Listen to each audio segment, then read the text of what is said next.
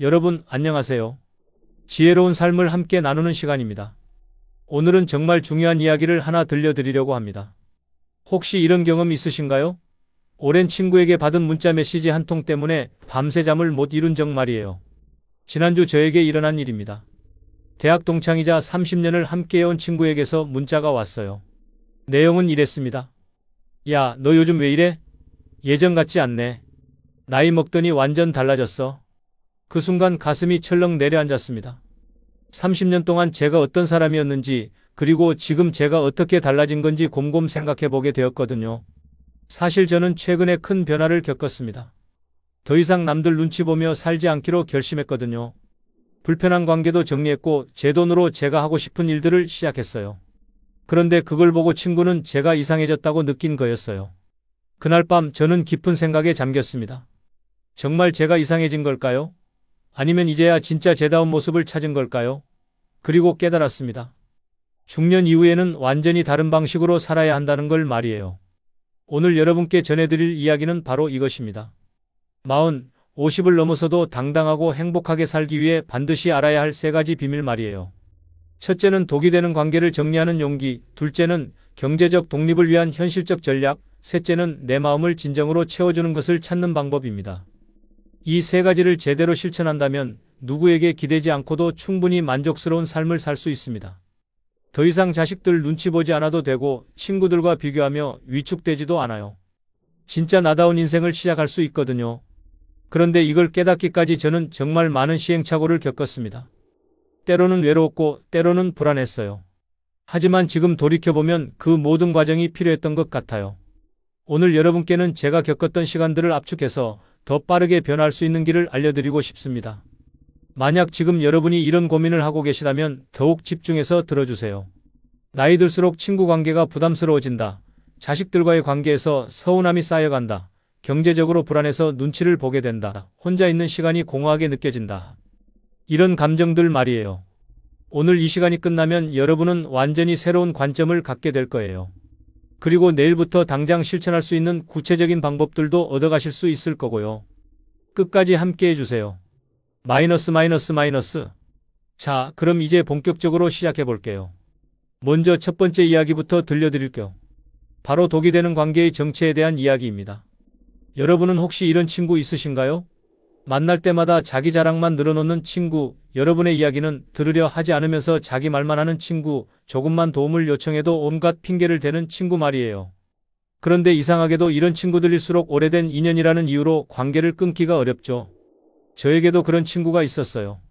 대학 때부터 알고 지낸 민수라는 친구였는데 처음에는 정말 좋은 사람이었거든요.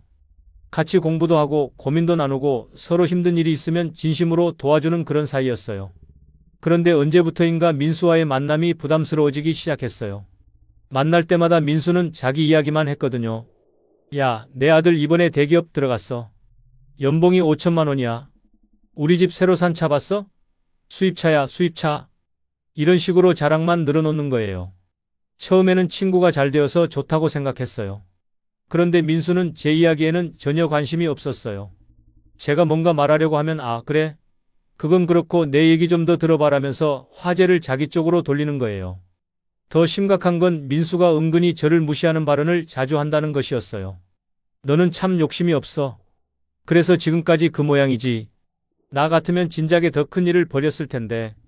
이런 말들을 농담처럼 던지는데 들을 때마다 기분이 상했어요. 그래도 30년 동안 알고 지낸 친구였으니까 저는 계속 참았어요. 그 사람도 나름 스트레스가 있을 거야. 친구니까 이해해줘야지, 이런 생각으로요. 하지만 상황은 점점 더 나빠졌어요. 결정적인 사건은 제가 작은 사업을 시작했을 때였어요. 온라인으로 수제 액세서리를 만들어 파는 일이었는데 처음 시작하는 거라서 많이 설렜거든요. 민수에게 자랑스럽게 이야기했죠. 나도 이제 내 사업을 시작했어. 그런데 민수의 반응은 정말 차가웠어요. 그거? 요즘 그런 거 하는 사람들 많던데. 경쟁이 치열할 텐데 잘 될까? 제가 설렘을 갖고 이야기했는데 찬물을 확 끼얹는 말이었어요. 그것도 모자라서 민수는 다른 사람들 앞에서 제 사업을 조롱했어요. 야, 얘가 요즘 온라인으로 뭘 판다고 하던데 용돈벌이 수준이지 뭐. 나중에 다른 친구를 통해서 이 이야기를 들었을 때 정말 화가 났어요. 그때서야 깨달았어요. 민수는 제가 잘 되는 걸 원하지 않는구나. 자기보다 못한 친구로 저를 생각하고 있구나. 그래야 자기가 우월감을 느낄 수 있으니까 말이에요. 더 충격적인 건 민수가 제 개인적인 고민을 다른 사람들에게 퍼뜨렸다는 사실이었어요. 제가 아이들과의 관계에서 겪고 있는 어려움을 털어놓았는데 그걸 다른 모임에서 걔는 자식 농사를 잘못 지었어라고 말하고 다녔던 거예요. 그 순간 정말 배신감을 느꼈어요. 이 사람은 제 친구가 아니었구나. 그저 자신의 우월감을 확인하기 위한 도구로 저를 이용하고 있었구나. 하지만 그때도 저는 망설였어요. 30년이라는 세월이 아까웠거든요. 그래도 예전에는 좋은 시간도 많았는데 내가 너무 예민한 건 아닐까? 이런 생각도 들었고요. 그런데 어느 날 정말 결정적인 일이 벌어졌어요. 민수가 갑자기 저한테 돈을 빌려달라고 하는 거였어요. 야, 내가 요즘 좀 어려워서 그런데 200만 원만 빌려줄 수 있어? 다음 달에 꼭 갚을게. 사실 저도 여유가 많지 않았어요. 하지만 30년 친구가 어렵다는데 안 도와줄 수도 없잖아요. 그래서 빌려줬어요. 그런데 다음 달이 되어도 연락이 없는 거예요. 제가 조심스럽게 물어봤어요. 민수야, 저번에 빌려준 돈. 그러자 민수가 버럭 화를 내는 거예요. 야, 친구 사이에 그렇게 따지고 들면 어떡해? 내가 안 갚는다고 했어? 그 순간 모든 게 선명해졌어요. 이 사람은 제게 도움만 받으려 하고 제가 조금만 뭔가를 요구하면 도리어 화를 내는구나. 이건 친구가 아니라 일방적인 관계구나. 그때서야 결심했어요. 이제 정말 이 관계를 정리해야겠다고. 30년이라는 세월이 아깝긴 하지만 앞으로 계속 이런 관계를 유지한다면 저만 상처받을 게 뻔했거든요. 민수와의 관계를 정리하는 건 생각보다 쉽지 않았어요. 일단 연락을 줄였어요. 전화가 와도 바쁘다고 하고 만나자고 하면 약속이 있다고 했어요. 처음에는 민수가 계속 연락했지만 점점 줄어들더니 결국 연락이 끊어졌어요. 그런데 신기한 건 민수와의 관계를 정리하고 나니까 마음이 훨씬 편해진 거예요. 더 이상 누군가와 비교당하지 않아도 되고 제 이야기를 무시당하지도 않고 일방적으로 도움만 주는 관계도 없어진 거죠. 그때 깨달았어요. 나이가 들수록 인간관계에서 중요한 건 양이 아니라 질이구나. 10명의 불편한 사람보다 1명의 편안한 사람이 훨씬 소중하구나. 여러분도 혹시 이런 관계 있으신가요? 만날 때마다 기분이 상하는 사람, 자기 이야기만 하는 사람, 도움은 요청하면서 도움은 주지 않는 사람 말이에요. 그런 사람들과의 관계를 계속 유지해야 한다고 생각하시나요? 저는 이제 확신해요. 나이가 들수록 독이 되는 관계는 과감히 정리해야 한다고. 오래된 인연이라는 이유만으로 불편한 관계를 유지할 필요는 없다고요. 그래야 진짜 소중한 사람들과 더 깊은 관계를 만들어갈 수 있거든요. 물론 관계를 정리하는 게 쉬운 일은 아니에요. 때로는 외로울 수도 있고 내가 너무 냉정한 건 아닐까 하는 생각도 들 수 있어요. 하지만 그 외로움은 일시적인 거예요. 불편한 관계에서 받는 스트레스는 지속적이지만 말이에요. 마이너스. 자, 그럼 이제 두 번째 비밀에 대해 이야기해 볼게요. 바로 경제적 독립의 현실에 대한 이야기입니다. 여러분, 솔직히 말해서 노후에 가장 불안한 게 뭔가요? 아마 대부분이 돈 문제라고 답하실 거예요. 저도 마찬가지였어요. 은퇴를 앞두고 보니 생각보다 준비된 게 많지 않더라고요. 국민연금 받을 돈을 계산해 보니까 한 달에 겨우 100만 원 남짓이었어요. 퇴직금도 있긴 했지만 그걸로 앞으로 20년, 30년을 살아가기에는 턱없이 부족했죠. 그때 정말 막막했어요. 더 큰 문제는 자식들에게 기대할 수 없다는 거였어요. 요즘 애들도 자기 살기 바쁘잖아요. 집값은 하늘 높은 줄 모르고 치솟고 결혼하고 아이 키우는 데 드는 돈도 만만치 않고, 그런데 거기에 부모 용돈까지 챙기라고 하면 그것도 부담이죠. 그렇다고 자식들 눈치 보며 살고 싶지는 않았어요. 엄마, 아빠, 이번 달은 좀 어려워서. 이런 말 듣고 싶지 않았거든요. 그래서 결심했어요. 내 힘으로 경제적 독립을 이뤄보자고. 하지만 막상 시작하려니까 막막하더라고요. 나이 50 중반인 사람이 갑자기 뭘 할 수 있겠어요? 젊었을 때처럼 체력도 안 되고 새로운 기술 익히는 것도 쉽지 않고, 그래도 포기할 수는 없었어요. 일단 작은 것부터 시작해 보기로 했어요. 첫 번째로 한 일이 가계부 쓰기였어요. 내가 한 달에 돈을 얼마나 쓰는지, 어디에 돈이 나가는지 정확히 파악해 보고 싶었거든요. 한 달 동안 꼼꼼히 기록해 봤더니 정말 놀라운 사실을 발견했어요. 생각보다 불필요한 지출이 많았던 거예요. 안 보는 유료 방송, 안 가는 헬스장 회비, 자동이체로 나가는 각종 보험료들. 이런 걸 다 정리하니까 한 달에 20만 원 정도를 절약할 수 있었어요. 두 번째로 한 일은 집에 있는 물건들을 정리해서 파는 거였어요. 중고나라, 당근마켓 같은 앱을 이용해서요. 처음에는 이런 걸 누가 사겠어? 라고 생각했는데 의외로 잘 팔리더라고요. 오래된 책들, 안 쓰는 가전제품들, 옷장에 잠자고 있던 옷들, 이런 걸 하나씩 정리해서 팔기 시작했어요. 큰 돈은 아니었지만 한 달에 10만 원에서 20만 원 정도는 벌 수 있었어요. 그리고 집도 훨씬 깔끔해졌고요. 세 번째로 시작한 건 부업이었어요. 저는 예전에 회계 일을 했었거든요. 그 경험을 살려서 작은 가게들 장부 정리를 도와주기 시작했어요. 한 군데당 한 달에 5만 원씩 5군데 정도 맡아서 하니까 월 25만 원 정도 수입이 생겼어요. 처음에는 내가 이런 일까지 해야 하나? 하는 생각도 들었어요. 젊었을 때는 그래도 어느 정도 지위가 있었는데 이제 와서 이런 작은 일을 한다는 게 자존심도 상했고요. 하지만 그런 생각을 바꿨어요. 내 힘으로 돈을 버는 게 뭐가 부끄러운 일이야? 오히려 당당한 일이지. 누구 눈치 안 보고 내가 벌어서 내가 쓰는 거잖아. 그렇게 생각을 바꾸고 나니까 일하는 것도 즐거워졌어요. 가게 사장님들이 선생님 덕분에 장부가 깔끔해졌어요 라고 고마워할 때면 정말 뿌듯했거든요. 네 번째로 신경 쓴 건 투자였어요. 주식이나 부동산 같은 큰 투자는 위험해서 엄두가 안 났지만 안전한 적금이나 펀드는 알아봤어요. 매달 조금씩이라도 저축하면 몇 년 후에는 꽤 큰 목돈이 될 수 있잖아요. 그리고 연금 관련해서도 공부를 많이 했어요. 국민연금 외에 개인연금은 얼마나 받을 수 있는지, 퇴직연금은 어떻게 관리해야 하는지. 복잡하긴 했지만 하나씩 알아가다 보니까 미래에 대한 불안감이 좀 줄어들더라고요. 가장 중요했던 건 생활비를 줄이는 거였어요. 예전에는 체면 때문에 비싼 것만 찾았는데 이제는 합리적인 소비를 하게 되었어요. 브랜드보다는 실용성을, 겉모습보다는 내실을 챙기게 된 거죠. 예를 들어서 예전에는 백화점에서만 옷을 샀는데 이제는 온라인 쇼핑몰이나 아울렛에서도 옷을 사요.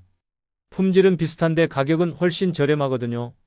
외식도 줄이고 집에서 요리해서 먹는 일이 많아졌어요. 건강에도 좋고 돈도 아낄 수 있으니까 일석이조였죠. 이렇게 하나씩 실천해 나가니까 생각보다 돈 관리가 어렵지 않더라고요. 물론 큰 부자가 된 건 아니에요. 하지만 적어도 누구 눈치 보지 않고 살 수 있을 만큼은 되었어요. 제가 이런 이야기를 하면 어떤 분들은 그래도 자식이 도와줘야 하는 거 아니야? 라고 말씀하세요. 물론 효도하는 자식들이 있으면 고마운 일이죠. 하지만 그걸 당연하게 여기면 안 된다고 생각해요. 자식들도 자기 인생이 있잖아요. 부모를 위해서 자기 꿈을 포기하거나 자기 가족을 희생시킬 수는 없는 일이에요. 그래서 저는 자식들에게 기대하지 않기로 했어요. 대신 제 힘으로 살아갈 방법을 찾기로 한 거죠. 그랬더니 오히려 자식들과의 관계가 더 좋아졌어요. 예전에는 용돈 좀 줘라고 손 벌리고 있었는데 이제는 엄마는 알아서 잘 살고 있으니까 너희들은 너희 일에만 신경 써라고 말할 수 있거든요. 자식들도 그런 엄마를 보면서 안심하는 것 같아요. 우리 엄마는 독립적이시네. 우리가 특별히 걱정할 필요가 없구나. 이런 생각을 하는 것 같더라고요. 경제적 독립이라고 해서 꼭 큰 돈을 벌어야 하는 건 아니에요.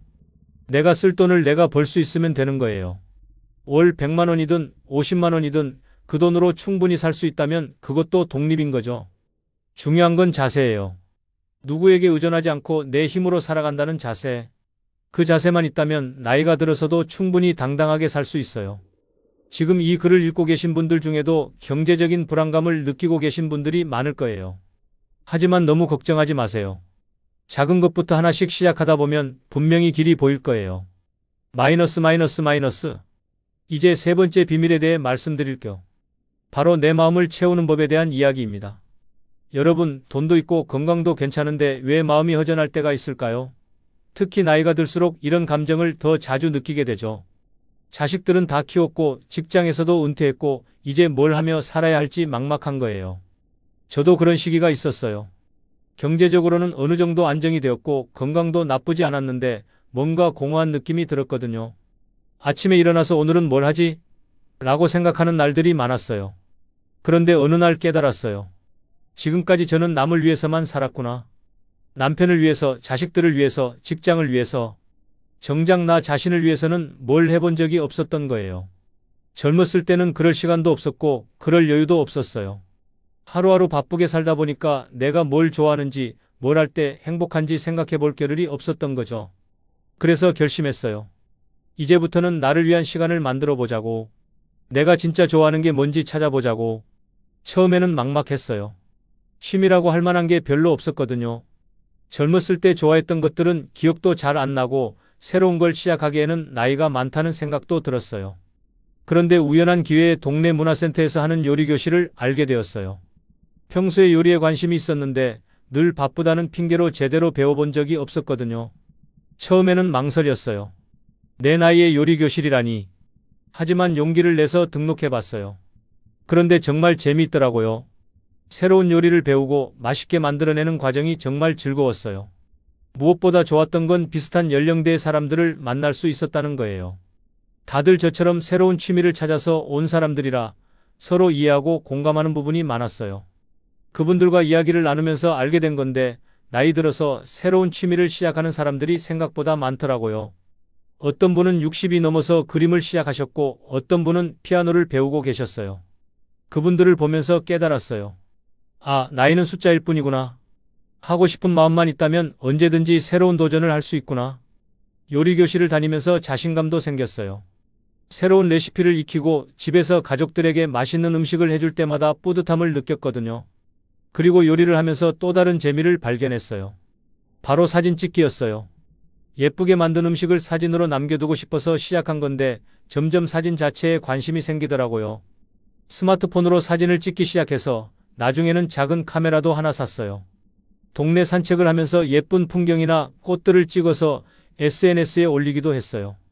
생각보다 많은 분들이 좋아해 주시더라고요. 그런데 정말 신기한 건 취미가 생기니까 하루하루가 기다려지기 시작했다는 거예요. 오늘은 뭘 만들어 볼까? 어떤 사진을 찍어 볼까? 이런 생각들이 절로 들었어요. 그리고 취미를 통해서 새로운 인간관계도 생겼어요. 요리교실에서 만난 분들과는 가끔 모임도 갖고 SNS를 통해서는 사진에 관심 있는 분들과 교류하기도 했어요.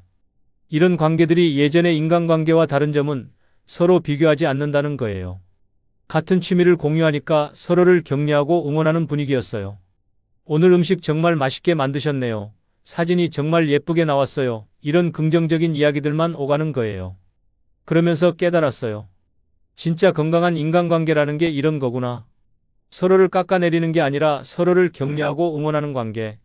그런 관계 속에서는 나이가 들어도 계속 성장할 수 있구나. 요리와 사진 외에도 다른 것들도 시도해봤어요. 독서 모임에도 참여해보고 걷기 동호회에도 나가보고 모든 게 다 맞는 건 아니었지만 시도하는 과정 자체가 즐거웠어요. 그러면서 또 하나 깨달은 게 있어요. 취미라는 건 꼭 남에게 보여주기 위한 게 아니라는 거예요. 나 자신이 즐거우면 그걸로 충분한 거예요. 예전에는 뭔가를 할 때 이게 돈이 될까? 남들이 뭐라고 할까? 이런 생각을 먼저 했어요. 하지만 이제는 내가 즐거운가? 를 먼저 생각해요. 그게 가장 중요한 기준이거든요. 그리고 취미를 갖게 되면서 혼자 있는 시간이 전혀 심심하지 않게 되었어요. 예전에는 혼자 있으면 뭔가 외로운 느낌이 들었는데 이제는 혼자만의 시간이 소중해졌어요. 새로운 레시피를 연구해보거나 찍어둔 사진을 정리하거나 관련된 책을 읽어보거나 이런 시간들이 정말 알찬 시간이 되었거든요. 무엇보다 좋은 건 이런 취미들이 제 자신감을 높여줬다는 거예요. 나도 새로운 걸 배울 수 있구나. 나도 뭔가 잘할 수 있는 게 있구나. 이런 생각이 들면서 전반적으로 삶에 대한 만족도가 높아졌어요. 그리고 가족들도 달라진 저를 보고 좋아했어요. 예전에는 요즘 뭐 하며 지내세요?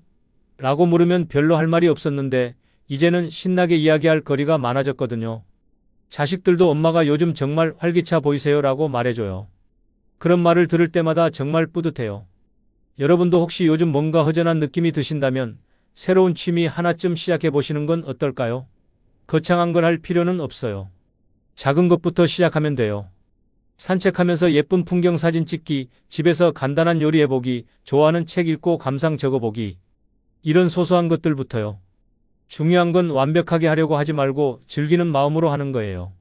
잘못해도 괜찮고 늦게 시작해도 괜찮아요. 나 자신을 위한 시간이니까 부담 가질 필요 없어요. 그리고 혼자서 하는 취미도 좋지만 가능하다면 다른 사람들과 함께 할 수 있는 취미를 찾아보세요. 새로운 인간관계를 만들 수 있는 좋은 기회가 될 거예요. 나이가 들수록 새로운 사람들과 친해지기 어렵다고 생각하는 분들이 많은데 공통의 관심사가 있으면 의외로 쉽게 친해질 수 있어요.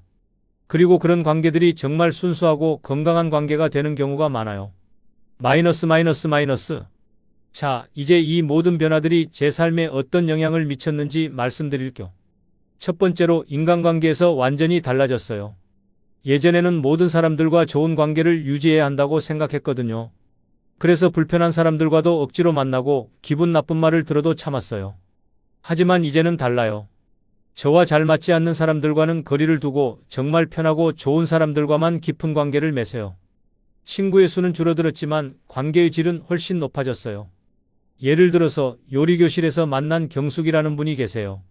저보다 3살 위신데 정말 마음이 맞아요.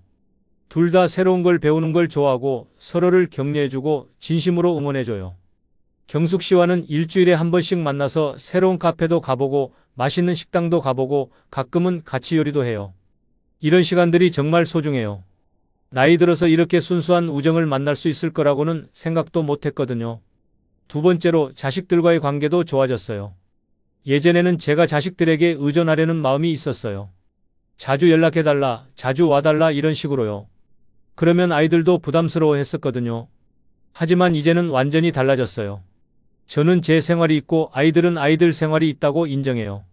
그러니까 만날 때는 정말 반가워서 만나게 되고 대화도 더 자연스러워졌어요. 아이들도 엄마가 요즘 정말 멋있어 보여요 라고 말해줘요. 독립적이고 당당한 모습을 좋아하는 것 같아요. 그래서 오히려 연락도 더 자주 하고 만날 기회도 더 많아졌어요. 세 번째로 경제적인 면에서도 안정감을 찾았어요. 큰 부자가 된 건 아니지만 적어도 제가 원하는 만큼은 쓸 수 있게 되었어요. 누구 눈치 보지 않고 하고 싶은 걸 할 수 있는 여유가 생긴 거죠.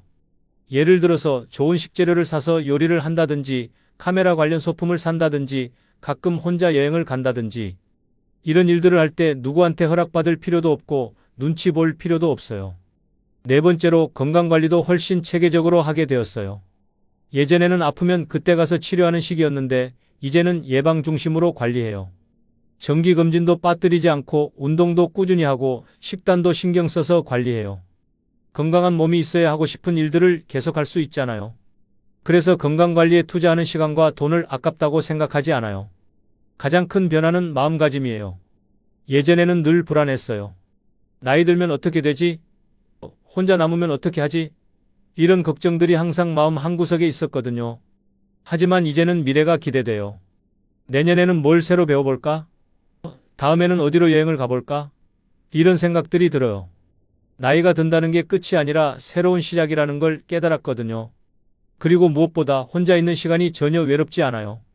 오히려 소중한 시간이에요. 내가 좋아하는 일에 집중할 수 있는 시간, 나 자신과 대화할 수 있는 시간이거든요. 물론 완전히 혼자 사는 건 아니에요. 좋은 사람들과는 계속 관계를 유지하고 있거든요.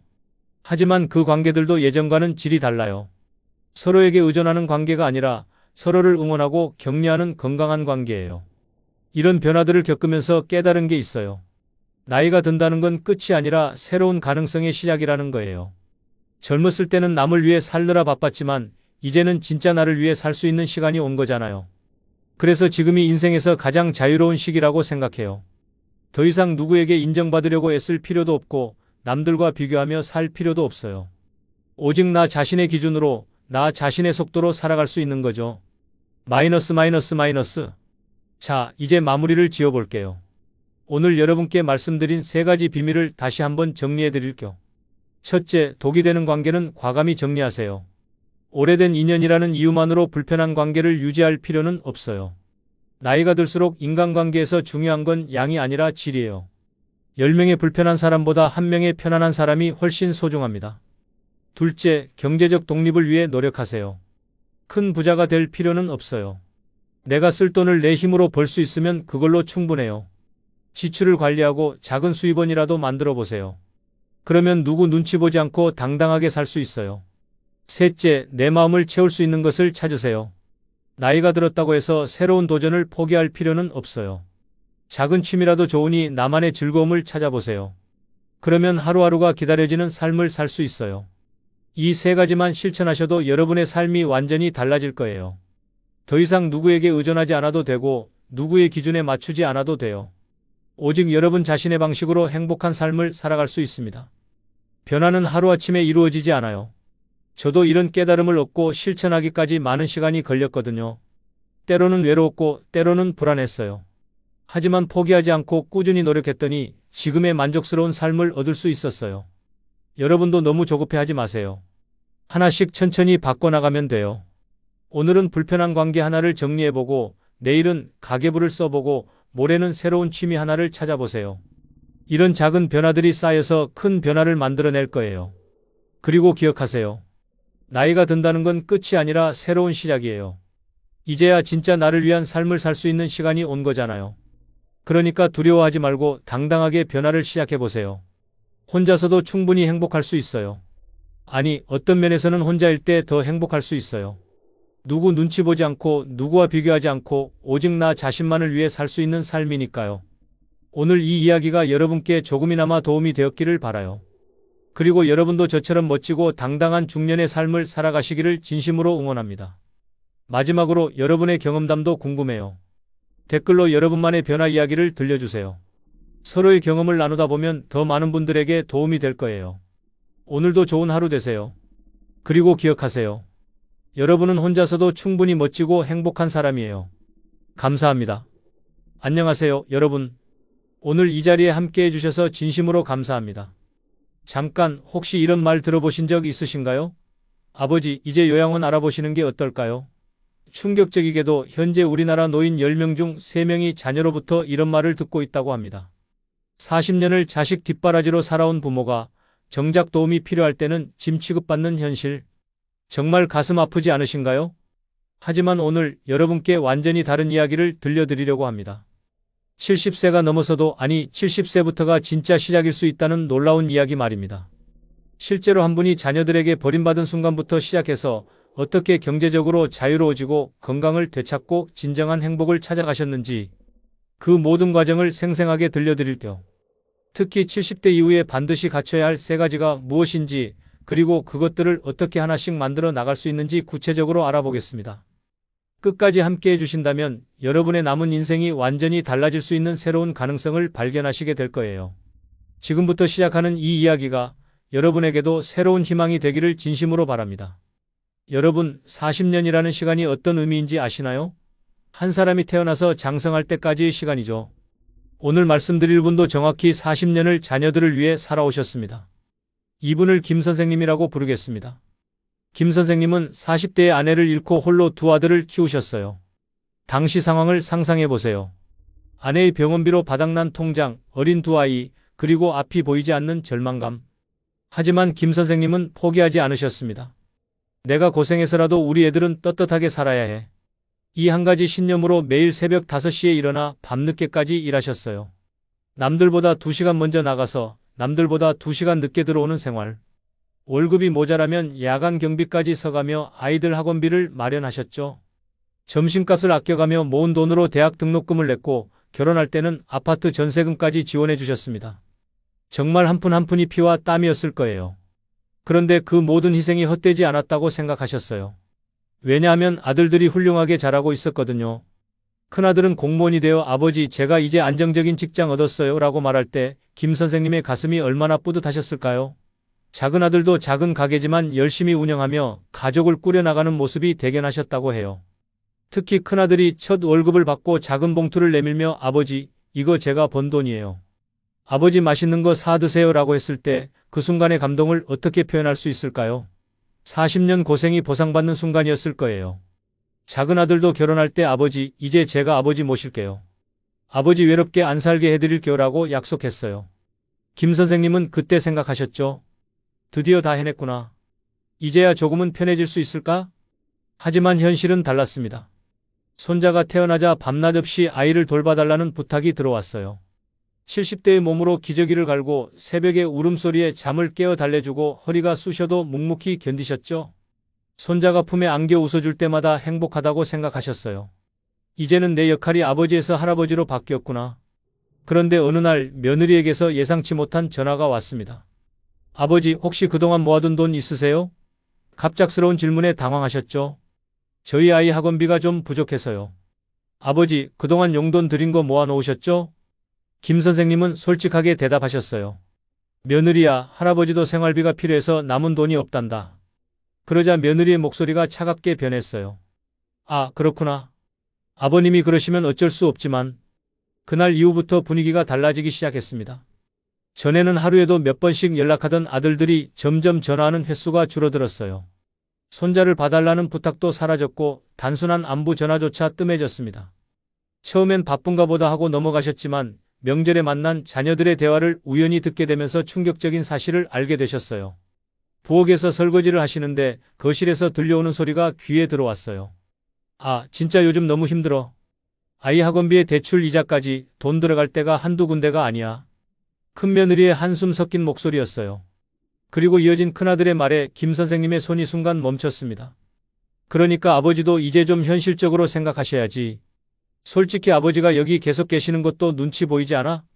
심장이 덜컥 내려앉으셨다고 해요. 하지만 더 충격적인 말이 계속 이어졌어요. 작은 며느리가 말했죠. 맞아요. 솔직히 말해서 아버지가 돈이 없는 게 말이 안 되잖아요. 그동안 저희가 드린 용돈이 얼마인데 모아둔 거 분명히 있을 텐데 왜 그렇게 없는 척 하시는지 모르겠어요. 작은 아들까지 가세했어요. 아버지도 이제 좀 철들으셔야 할 때예요. 솔직히 우리도 애 키우느라 힘든데 아버지까지 계속 모시기는. 그리고 마침내 결정타처럼 날아온 말. 그냥 요양병원 알아보는 게 어떨까요? 아버지도 또래분들과 지내시는 게 더 좋으실 거예요. 그 순간 김 선생님은 깨달으셨다고 해요. 나는 이 집에서 더 이상 필요 없는 존재가 되었구나. 더는 내 자식들에게 아버지가 아니라 짐이 되어버렸구나. 그날 밤 김 선생님은 한숨도 주무실 수 없으셨어요. 새벽까지 멍하니 천장을 바라보며 생각하셨어요. 평생을 자식들에게 바쳤는데 내가 아끼고 먹고 싶은 거 안 먹고 하고 싶은 거 다 참고 살았던 이유가 뭐였을까? 결국 이걸 들으려고 그렇게 살아온 건가? 그제야 진짜 깨달으셨다고 해요. 나는 내 인생을 완전히 잘못 살았다. 하지만 여기서 포기하지 않으셨어요.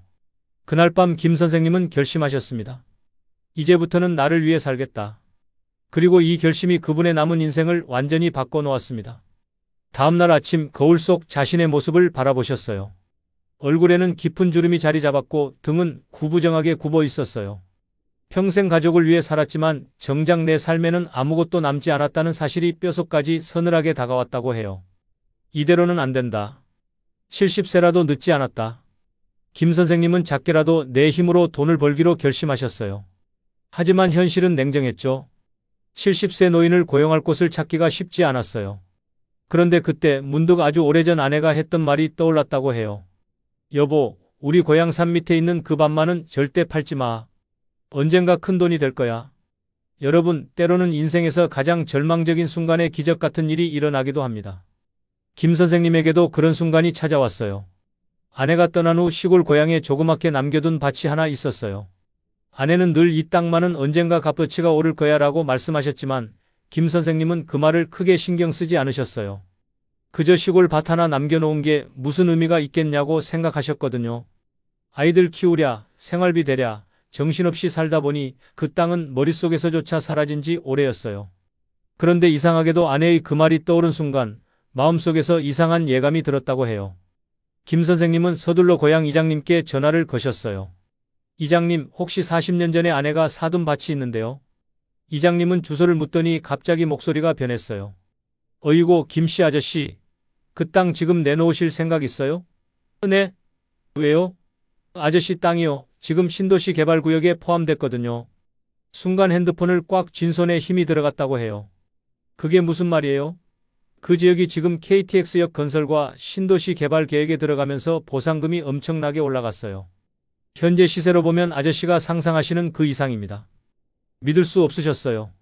김 선생님은 서둘러 직접 땅을 보러 가셨어요. 몇 년 전만 해도 허허벌판이었던 그곳이 이제는 새로 지어진 도로와 아파트 단지들로 가득 차 있었어요. 그제야 현실을 실감하셨다고 해요. 아내가 남긴 이 작은 땅이 내 인생을 완전히 바꿔놓을 운명적인 열쇠였다는 것을. 김 선생님은 그 자리에서 땅을 처분하셨어요. 그리고 내 통장으로 들어온 금액을 본 순간 숨이 멎는 것 같았다고 해요.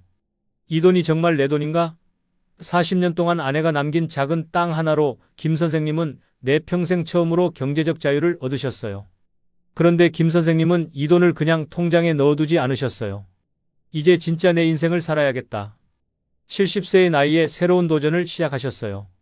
바로 원룸 전세 사업이었어요. 대학가 근처 원룸들을 사서 전세를 놓으면 매달 안정적인 수입이 들어올 거야. 김 선생님은 대학가 근처의 작은 원룸들을 하나씩 매입하기 시작하셨어요. 젊은 사람들한테는 무리였지만 70세의 김 선생님에게는 오히려 기회였어요.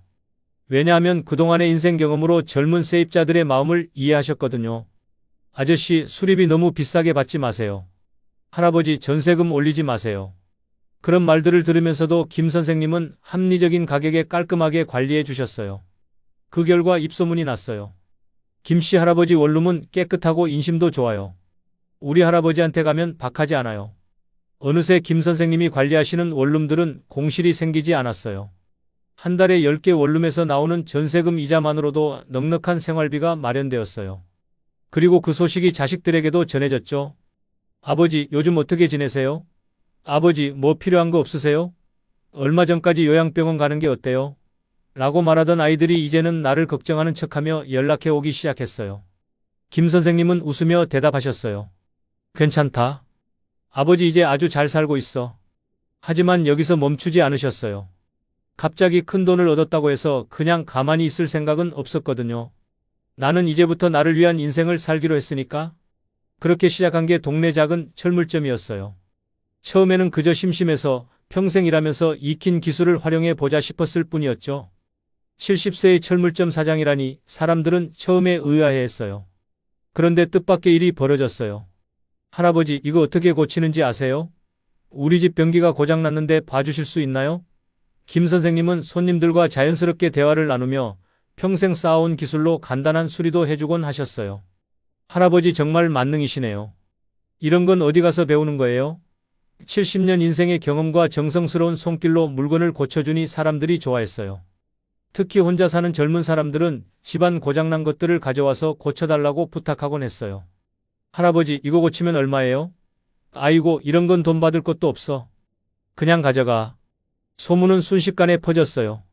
처음에는 동네 주민들이 오더니 어느 날 한 손님이 김 선생님의 철물점을 SNS에 올렸어요. 만능 할아버지의 신기한 철물점. 그리고 그게 시작이었어요. TV에서 한번 촬영하고 싶다는데 괜찮으세요? 유명 유튜버가 리뷰하고 싶다고 합니다. 김 선생님은 그저 평생 쌓아온 기술과 경험으로 사람들을 도와주었을 뿐이었는데 이제는 멀리서까지 내 철물점을 찾아오기 시작했어요. 돈이 또 쌓이기 시작했죠. 하지만 김 선생님은 이 돈을 단순히 쌓아두기만 해서는 안 된다는 걸 아셨어요. 한때 나는 돈이 없어서 자식들의 눈치를 봐야 했고 내 뜻대로 살 수도 없었다. 나는 다시는 그런 상황으로 돌아가고 싶지 않다. 돈을 벌었으면 이제 이 돈을 지키고 관리해야 한다. 김 선생님은 곧바로 은행 VIP 고객이 되어 자산 관리를 받기 시작하셨어요. 안정적인 적금과 예금으로 기본을 다지고 일부는 안전한 배당주에 투자하셨어요. 70세의 나이에 어울리는 안전하면서도 수익성 있는 투자를 선택하신 거죠. 그 덕분에 이제 김 선생님은 일을 하지 않아도 매달 충분한 수익이 나오게 되었어요. 경제적으로 완전히 자유로워지신 거예요. 여러분, 이 이야기를 들으시면서 어떤 생각이 드시나요? 나는 이미 늦었어. 나는 그런 운이 없어라고 생각하고 계신가요? 천만에요. 김 선생님의 이야기에서 가장 중요한 건 운이 아니에요. 바로 이제부터라도 나를 위해 살겠다는 결심이었어요. 그 결심이 있었기 때문에 기회가 왔을 때 놓치지 않고 잡을 수 있었던 거고 성공했을 때도 거기서 멈추지 않고 계속 발전시켜 나갈 수 있었던 거예요. 하지만 김 선생님의 이야기는 여기서 끝나지 않아요. 돈을 벌었다고 해서 모든 게 해결되는 건 아니거든요. 더 중요한 깨달음이 기다리고 있었어요. 여러분, 경제적 자유를 얻은 김 선생님에게 새로운 시련이 찾아왔어요. 그리고 이 시련을 통해 더욱 중요한 깨달음을 얻으시게 되었죠. 어느 날도 평소처럼 철물점에서 일을 하고 계셨어요. 손님들과 이야기하고 물건을 정리하고 청소를 하다 보니 온종일 서 있으셨죠. 그런데 이상하게도 몸이 무겁고 다리가 붓는 느낌이 들었어요. 조금 쉬면 괜찮아지겠지 생각하며 참고 있었는데 점점 숨이 차고 가슴이 두근거렸어요. 순간 어지러움이 밀려오고 눈앞이 흐려졌어요. 사장님, 괜찮으세요? 손님이 놀라며 다가왔지만 대답할 힘조차 없었어요. 그리고 그 순간 온몸에 힘이 빠지면서 주저앉고 말았어요. 눈을 떴을 때는 병원이었어요. 곁에 있던 의사가 차트를 보며 말했어요. 어르신, 이대로 두면 큰일 납니다. 혈압이 너무 높고 당뇨 수치도 위험해요. 무엇보다 심장에 무리가 온 상태입니다. 김 선생님은 말문이 막히셨어요. 그제야 깨달으셨어요. 내 몸이 이렇게까지 망가져 있었구나. 내가 무너지면 모든 게 끝이라는 사실을 그제야 실감하셨던 거예요. 그동안 김 선생님은 내 몸이 얼마나 망가졌는지조차 모르고 사셨어요. 늘 가족을 위해 일하고 고생하고 스트레스 받느라 내 몸을 돌볼 여유가 없었거든요. 그런데 그 대가가 너무나도 혹독하게 찾아왔던 거예요. 그날 이후 김 선생님은 결심하셨어요. 더 이상 내 몸을 방치하지 않겠다. 내 몸을 지키는 일이 무엇보다 중요하다. 그렇게 건강을 위한 새로운 루틴을 만들기 시작하셨어요. 처음에는 운동이 버거웠어요. 70세의 몸으로 무리하기엔 한계가 있었죠. 하지만 포기하지 않으셨어요. 이제부터라도 내 몸을 위해 움직여야 한다. 매일 아침 동네 뒷산을 천천히 올라가기 시작하셨어요. 처음에는 10분 걷는 것도 힘들었지만 점점 거리를 늘려가셨어요. 그렇게 하루 1시간씩 천천히 걷는 습관을 만드셨어요. 그리고 동네 경로당에서 운영하는 노인 체조 교실에도 참여하셨어요. 할아버지들 나이가 들수록 근육이 줄어드는 게 문제예요. 꾸준히 움직여야 건강하게 오래 살 수 있어요. 강사의 말을 듣고 김 선생님은 처음으로 체계적인 운동을 시작하셨어요. 하루 30분씩 내 몸에 맞는 강도로 운동하셨어요. 몇 달이 지나자 거울 속 모습이 변하고 있었어요. 혈색이 좋아지고 걸음걸이가 가벼워졌어요. 식습관도 완전히 바꾸셨어요. 예전에는 혼자 사니까 대충 라면이나 김치로 때우셨어요. 배고프면 편의점 도시락, 가끔 중국집 배달 음식. 하지만 이제는 내 몸을 위한 제대로 된 식사를 하기로 하셨어요. 당뇨와 고혈압 관리를 위해 짜고 단 음식을 줄이고 신선한 채소와 생선을 중심으로 한 식단을 만드셨어요. 가끔 철물점 손님들이 말했어요. 사장님, 요즘 건강해 보이세요? 할아버지, 얼굴이 좋아지신 것 같아요. 김 선생님은 웃으며 대답하셨어요. 건강한 몸에 건강한 마음이 나오는 법이거든요. 그리고 이제는 가장 먹고 싶은 걸 하루에 한 번은 꼭 드시기로 하셨어요. 가끔은 고급 한정식, 때로는 어릴 때 먹던 추억의 붕어빵과 따뜻한 호빵. 누군가를 위해 참는 게 아니라 오롯이 나를 위한 식사. 이게 삶의 새로운 즐거움이 되었어요. 무엇보다 이제는 정기적으로 건강검진을 받기 시작하셨어요. 예전에는 병원에 가는 게 귀찮고 겁이 났어요. 괜히 검사하다가 안 좋은 소리라도 들을까 봐 피하기만 했죠. 하지만 이제는 생각이 바뀌셨어요. 내 몸을 지키는 가장 확실한 방법이 바로 건강검진이다. 혈압, 혈당, 심장, 간 기능 검사를 빠뜨리지 않으셨어요. 아플 때 치료하는 것보다 아프지 않도록 미리 관리하는 게 훨씬 중요하다는 걸 깨달으셨거든요. 이제야 진짜로 아셨어요. 돈이 많아도 건강을 잃으면 모든 것이 무너진다는 것. 그리고 내가 건강해야 내가 원하는 삶을 끝까지 살아갈 수 있다는 것. 김 선생님은 이제 건강을 잃고 후회하는 삶이 아니라 건강을 지키며 당당하게 살아가는 삶을 선택하셨어요. 여러분, 여기서 잠시 생각해 보세요. 우리는 왜 나이가 들면 건강을 포기하게 될까요? 이제 늙었으니까 어쩔 수 없지, 병원비만 안 들면 다행이야 라고 체념하게 되는 이유가 뭘까요? 사실은 우리가 평생 남을 위해 살면서 내 몸을 돌볼 여유도 권리도 없다고 생각해 왔기 때문이에요. 하지만 김 선생님의 이야기를 보세요. 70세가 넘어서도 충분히 건강을 되찾을 수 있어요. 아니, 오히려 지금부터가 진짜 내 몸을 위해 살 수 있는 시작인 거예요. 건강한 몸이 있어야 경제적 자유도 의미가 있고 좋은 사람들과의 관계도 더 깊이 있게 만들어갈 수 있어요. 무엇보다 내가 정말 하고 싶었던 일들을 할 수 있는 기반이 되는 거죠. 김 선생님은 경제적으로 자유로워지고 건강도 되찾으셨어요. 하지만 또 하나의 중요한 사실을 깨달으시게 되었어요. 철물점을 운영하다 보면 손님들과 이런저런 대화를 나누기도 했어요. 하지만 가게 문을 닫고 집에 돌아오면 조용한 방에서 혼자 있는 시간이 많아졌어요. 과거에는 자식들을 위해 살았고 손자들을 돌보며 시간을 보냈어요. 그런데 이제는 더 이상 나를 찾아오는 사람도, 나와 진심으로 시간을 보내려는 사람도 없었어요. 나는 평생 가족을 위해 살았는데 이제는 아무도 나를 찾지 않네. 그때 깨달으셨어요. 사람은 누구나 혼자서는 살 수 없다는 걸. 특히 70대 이후에는 더욱 그렇다는 것을. 김 선생님은 새로운 인간관계를 만들어야 했어요. 먼저 내 곁에 있는 좋은 사람들과의 관계를 다시 돌아보셨어요. 철물점 단골 손님들, 오랫동안 연락하지 못했던 동창들, 그리고 나를 아껴주던 옛 직장 동료들. 그동안 너무 가족에만 매달려서 이런 사람들과 제대로 관계를 맺지 못하고 살았다는 걸 깨달으셨어요. 김 선생님은 먼저 연락을 시작하셨어요. 영수야, 오랜만이야. 우리 한번 만날까? 사장님, 요즘 잘 지내세요? 한번 얼굴 보고 싶어요. 그렇게 조금씩 다시 사람들을 만나기 시작하셨어요. 그리고 놀라운 사실을 알았어요. 가까운 곳에 나를 진심으로 반가워하는 사람들이 이미 있었다는 거예요. 나를 찾는 사람이 없다고 생각했는데 사실은 내가 먼저 마음을 열지 않았을 뿐이었구나. 김 선생님은 더 이상 누가 나를 챙겨주지? 하는 생각을 하지 않기로 하셨어요. 대신 나도 누군가에게 좋은 어른이 되어주자고 생각하셨어요. 그렇게 새로운 인간관계를 만들어 가셨어요. 이제 돈도 있고 건강도 챙겼으니 뭔가 의미 있는 걸 해보고 싶다고 생각하셨어요. 김 선생님은 처음으로 내 인생에서 진짜 하고 싶은 일이 무엇인지 고민해보기 시작하셨어요. 그동안 내 인생에는 해야 할 일만 가득했지. 내가 정말 좋아하는 것은 단 한 번도 생각해 본 적이 없었거든. 어릴 때부터 그림 그리는 걸 좋아했었는데, 아니면 예전에 젊었을 때 밴드에서 기타를 쳤었는데 차근차근 떠올려 보니 하고 싶은 일이 많았어요. 그래서 동네 문화센터에서 운영하는 수채화 교실에 등록하셨어요. 처음에는 70세에 그림을 배워서 뭐 할까 하는 생각도 들었지만 막상 배우기 시작하니 너무 재미있었어요. 붓으로 종이에 색깔을 입히며 몰입하는 시간, 그림 교실 사람들과 함께 야외 스케치를 나가며 새로운 풍경을 발견하는 순간, 심지어 동네 경로당에서 운영하는 작은 하모니카 동호회에도 가입해서 옛가요를 연주하게 되었어요. 아리랑 그 옛날 그 사람 같은 추억의 노래들을 하모니카로 불며 사람들과 함께 시간을 보내는 것. 김 선생님은 처음으로 순수하게 나를 위한 시간을 갖기 시작하셨어요. 누군가를 위해서가 아니라 오로지 내가 좋아서 내 마음이 즐거워서 하는 일들. 그리고 깨달으셨어요.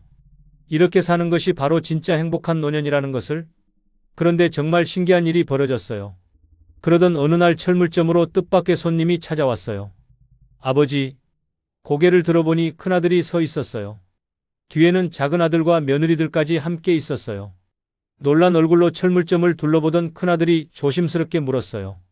아버지, 가게 한다는 얘긴 왜 안 하셨어요? 김 선생님은 손에 들고 있던 망치를 내려놓으며 미소 지으셨어요. 굳이 말할 필요가 있을까 싶어서. 너희한테 부담 주고 싶지 않았거든. 그 말에 큰아들은 당황한 듯 머뭇거렸어요. 그동안 자식들에게 연락을 하지 않았던 건 김 선생님이 이제 더 이상 그들의 눈치를 보며 살 필요가 없었기 때문이었어요. 아버지, 요즘 많이 바쁘시죠? 아버지, 이제 걱정 안 하셔도 되겠네요. 그제야 김 선생님은 그들의 진짜 의도를 아셨어요. 이제 와서 걱정하는 척하면서 다시 내게 기대려는 것이겠죠. 하지만 이번에는 달랐어요. 김 선생님은 조용히 미소를 지으며 말씀하셨어요. 그래, 아주 잘 살고 있어. 그런데 너희들이 진짜 걱정돼. 네? 70이 넘은 아버지가 이렇게 바쁘게 일하고 있는데 자식들은 한 번도 안부 전화 한 통 없이 살고 있다는 게 다른 사람들이 보기에 어떨까 싶어서. 자식들의 얼굴이 빨갛게 달아올랐어요. 아버지, 그게 저희가. 김 선생님은 고개를 저으셨어요. 아니야. 이제 아버지는 알겠어. 너희도 너희 살기 바쁘다는 거. 그리고 주문이 들어와서 정신없이 바쁜 철물점 안으로 돌아가셨어요. 아이들은 한동안 철물점 앞에서 서성이다가 결국 말없이 돌아갔어요. 그 모습을 바라보며 김 선생님은 속으로 생각하셨어요. 나는 이제 누구에게도 휘둘리지 않는다. 나는 이제 누구에게도 의지하지 않는다. 나는 내 삶을 살고 있다. 그리고 지금이 내 인생에서 가장 자유롭고 떳떳한 순간이라는 걸 깨달으셨어요. 하지만 그 후로도 자식들은 계속 연락을 해왔어요. 이번에는 진짜 반성하는 모습으로. 아버지, 저희가 잘못했어요. 아버지, 다시 기회를 주세요. 김 선생님은 냉정하게 대답하셨어요. 기회는 이미 40년 동안 줬다. 이제는 아버지 인생이야. 그러자 며느리들이 울먹이며 말했어요. 아버지, 저희가 정말 철없었어요. 다시 효도하겠어요. 효도?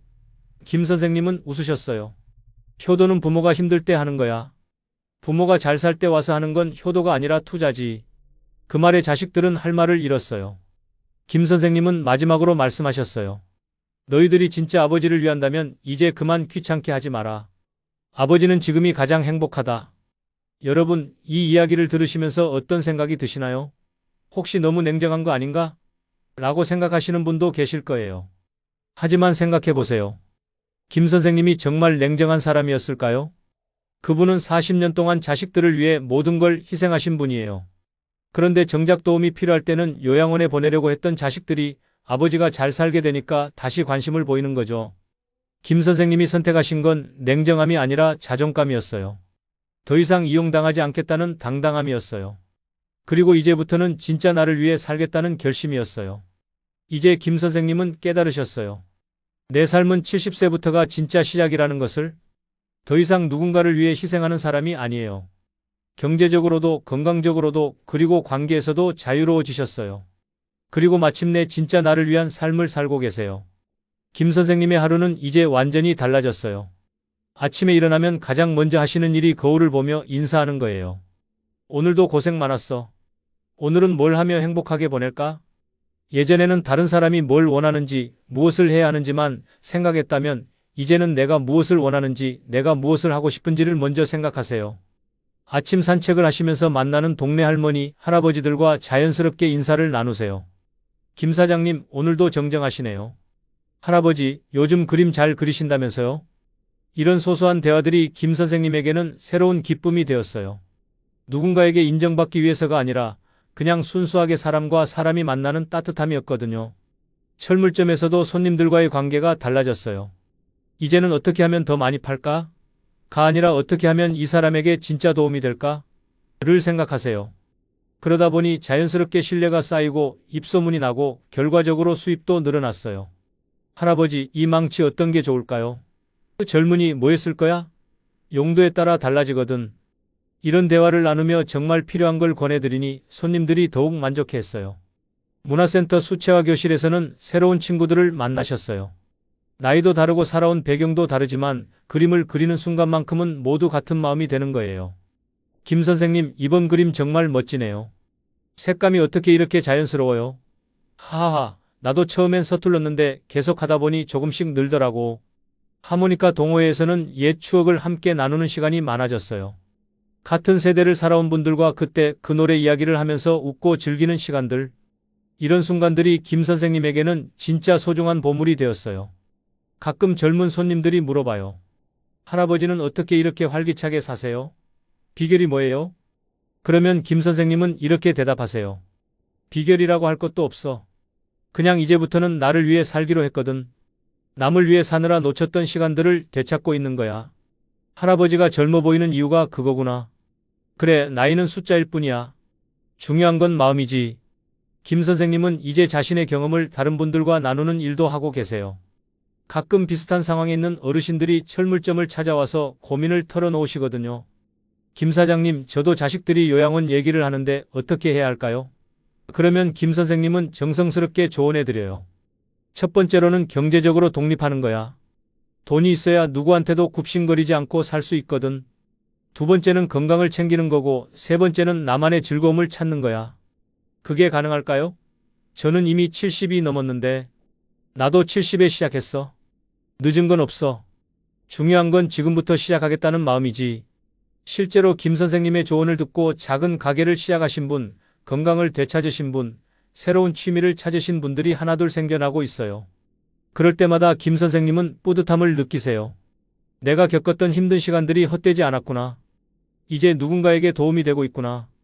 어느 날 저녁, 김 선생님은 집에서 조용히 차를 마시며 창밖을 바라보셨어요. 예전 같았으면 아무도 나를 찾지 않는다며 외로워하셨을 텐데, 이제는 이 고요한 시간이 평화롭게 느껴지세요. 혼자 있는 시간이 외로운 게 아니라 나와 함께하는 소중한 시간이구나.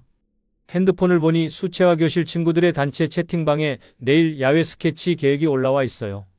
하모니카 동호회에서는 다음 주 공연 연습 일정을 알려왔고요. 철물점 단골 손님은 새로 이사한 집 수리 도움을 요청했어요. 아, 할 일이 이렇게 많네. 바쁘게 살겠구나. 하지만 이제는 바쁜 게 부담이 아니라 즐거움이에요. 누군가가 억지로 시키는 일이 아니라 내가 하고 싶어서 하는 일들이거든요. 그날 밤 잠자리에 들기 전 김 선생님은 하루를 되돌아보며 생각하셨어요. 오늘도 참 좋은 하루였다. 내가 원하는 대로 살았고 좋은 사람들과 시간을 보냈고 의미 있는 일을 했다. 그리고 무엇보다 나는 이제 진짜 자유롭다. 누구에게도 휘둘리지 않고 누구에게도 의존하지 않고 오롯이 내 의지로 사는 삶. 이제 김 선생님에게는 새로운 꿈이 생겼어요. 자신처럼 힘든 시간을 보내고 있는 어르신들을 위한 작은 모임을 만드는 거예요. 70플러스 클럽 같은 이름으로 말이죠. 경제적 독립, 건강관리, 의미 있는 관계 만들기. 이 세 가지를 함께 실천해 나가는 모임을 만들어 보고 싶어. 이미 몇 분이 관심을 보이고 계세요. 김 선생님의 이야기를 듣고 용기를 낸 분들이죠. 우리도 이제부터 우리를 위해 살아보자는 마음으로 모이기 시작하셨어요. 김 선생님은 이제 확신하세요. 내 인생은 70세부터가 진짜 시작이었다. 그리고 앞으로도 더 많은 가능성이 기다리고 있다. 여러분, 김 선생님의 이야기를 통해 우리는 정말 중요한 깨달음을 얻었어요. 바로 70대 이후에 반드시 갖춰야 할 세 가지가 무엇인지 말이에요. 첫 번째는 경제적 독립입니다. 돈이 있어야 누구에게도 휘둘리지 않고 자유롭게 살 수 있어요. 자식들에게 눈치 보지 않고 내가 원하는 것을 선택할 수 있는 힘이 바로 경제적 독립에서 나와요. 김 선생님처럼 늦은 나이에도 새로운 수입원을 만들 수 있어요. 부동산 투자든 작은 사업이든 아니면 평생 쌓아온 기술과 경험을 활용한 일이든 중요한 건 이제부터라도 나를 위해 돈을 벌겠다는 결심이에요. 나는 이미 늦었어. 나는 그런 능력이 없어라고 포기하지 마세요. 김 선생님도 70세에 시작하셨잖아요. 여러분도 충분히 할 수 있어요. 작은 것부터 시작하면 돼요. 두 번째는 건강관리입니다. 아무리 돈이 많아도 건강을 잃으면 모든 게 무의미해져요. 그리고 건강은 하루아침에 무너지지만 되찾는 데는 오랜 시간과 노력이 필요해요. 지금부터라도 늦지 않았어요. 매일 30분씩 걷기, 규칙적인 식사, 정기적인 건강검진, 이런 기본적인 것들부터 시작하세요. 그리고 무엇보다 내 몸을 위해 투자하겠다는 마음가짐이 중요해요. 이제 늙었으니까 어쩔 수 없지라고 체념하지 마세요. 70, 80이 되어도 건강을 유지하고 계신 분들이 많아요. 여러분도 그런 분 중 한 명이 될 수 있어요. 세 번째는 의미 있는 관계와 활동입니다. 사람은 혼자서는 살 수 없어요. 특히 나이가 들수록 좋은 사람들과의 관계가 더욱 중요해져요. 하지만 여기서 중요한 건 나를 이용하려는 관계가 아니라 서로를 존중하고 아껴주는 진정한 관계를 만드는 거예요. 그리고 내가 진짜 좋아하는 활동을 찾아보세요. 평생 미뤄뒀던 취미, 하고 싶었던 일, 배우고 싶었던 것들, 이제는 누구를 위해서가 아니라 순수하게 나를 위해 할 수 있는 시간이에요. 김 선생님이 수채화와 하모니카를 배우신 것처럼 여러분도 분명히 하고 싶은 일이 있을 거예요. 이제 와서 뭘 배워서 뭐해? 라고 생각하지 마세요. 배우는 그 자체가 즐거움이고 그 과정에서 새로운 사람들을 만나게 되고 삶의 활력이 생겨요. 여러분, 이제 정리해 볼까요? 김 선생님의 이야기를 통해 우리가 배운 것은 무엇일까요? 첫째, 나이는 숫자일 뿐이라는 것입니다. 70세든 80세든 새로운 시작을 하기에 늦지 않았어요. 김 선생님이 70세의 인생을 완전히 바꾸신 것처럼 여러분도 지금부터 새로운 인생을 시작할 수 있어요. 둘째, 경제적 독립이 얼마나 중요한지 깨달았어요. 돈이 있어야 진짜 자유로울 수 있고 누구에게도 굽신거리지 않고 당당하게 살 수 있어요. 자식들에게 짐이 되지 않으려면 오히려 경제적으로 독립해야 해요. 셋째, 건강이야말로 가장 큰 자산이라는 것을 알았어요. 건강이 있어야 경제활동도 할 수 있고 좋아하는 일도 할 수 있고 사람들과의 관계도 유지할 수 있어요. 지금부터라도 내 몸을 소중히 여기고 관리해야 해요. 넷째, 진정한 인간관계의 중요성을 배웠어요. 나를 이용하려는 사람들과는 거리를 두고 나를 진심으로 아껴주는 사람들과 시간을 보내야 해요. 그리고 내가 먼저 다른 사람들에게 좋은 어른이 되어주려고 노력해야 해요. 다섯째, 내가 진짜 원하는 삶을 살아도 괜찮다는 것을 알았어요. 평생 남을 위해 희생하며 살았다면 이제는 나를 위해 살 권리가 있어요. 내가 좋아하는 일을 하고 내가 먹고 싶은 것을 먹고 내가 만나고 싶은 사람들과 시간을 보내도 괜찮아요. 여러분, 혹시 이런 생각이 드시나요? 그런데 내가 정말 이렇게 살 수 있을까? 내 상황은 좀 다른데. 걱정하지 마세요. 김 선생님도 처음에는 막막하셨어요. 70세에 아무것도 없이 시작하셨잖아요. 하지만 중요한 건 완벽한 계획이 아니라 시작하겠다는 용기였어요. 작은 것부터 시작하세요. 매일 30분씩 걷기, 오랫동안 연락하지 못했던 친구에게 안부 전화하기, 하고 싶었던 취미 하나 시작해보기. 이런 작은 변화들이 모여서 큰 변화를 만들어내요. 그리고 무엇보다 이것을 기억하세요. 여러분이 지금까지 살아오신 모든 시간들은 결코 헛되지 않았어요. 그 모든 경험과 지혜가 이제부터 여러분 자신을 위해 쓰일 거예요. 자식을 키우느라, 가족을 돌보느라, 생계를 꾸려나가느라 정말 고생 많이 하셨어요. 그런 여러분이 이제 나를 위해 살겠다고 결심하시는 건 욕심이 아니라 당연한 권리예요. 김 선생님이 그러셨듯이 여러분도 이제 당당하게 말할 수 있어요. 이제는 나를 위해 살겠다. 나는 더 이상 누구에게도 휘둘리지 않겠다. 내 남은 인생은 나를 위한 시간이다. 여러분의 앞에는 아직 많은 가능성이 기다리고 있어요. 70세든 80세든 여러분의 인생은 아직 끝나지 않았어요. 오히려 지금부터가 진짜 여러분만의 시간이에요. 내일부터, 아니 오늘부터 작은 한 걸음을 내딛어 보세요. 그 한 걸음이 여러분의 남은 인생을 완전히 바꿔놓을 거예요. 김 선생님이 하신 말씀으로 오늘 이야기를 마무리하고 싶어요. 그동안 정말 수고하셨습니다. 누군가 알아주지 않아도, 누군가 고맙다는 말을 하지 않아도 저는 압니다. 당신이 얼마나 많은 밤을 울며 버텨왔는지, 얼마나 많은 희생을 감수하며 살아왔는지, 그리고 이제는 그 모든 시간들이 헛되지 않도록 내 인생을 위해 살아야 할 시간입니다. 70세든 80세든 늦지 않았습니다. 앞으로의 삶은 누군가를 위해 사는 삶이 아니라 오롯이 나를 위한 삶이 되길 바랍니다.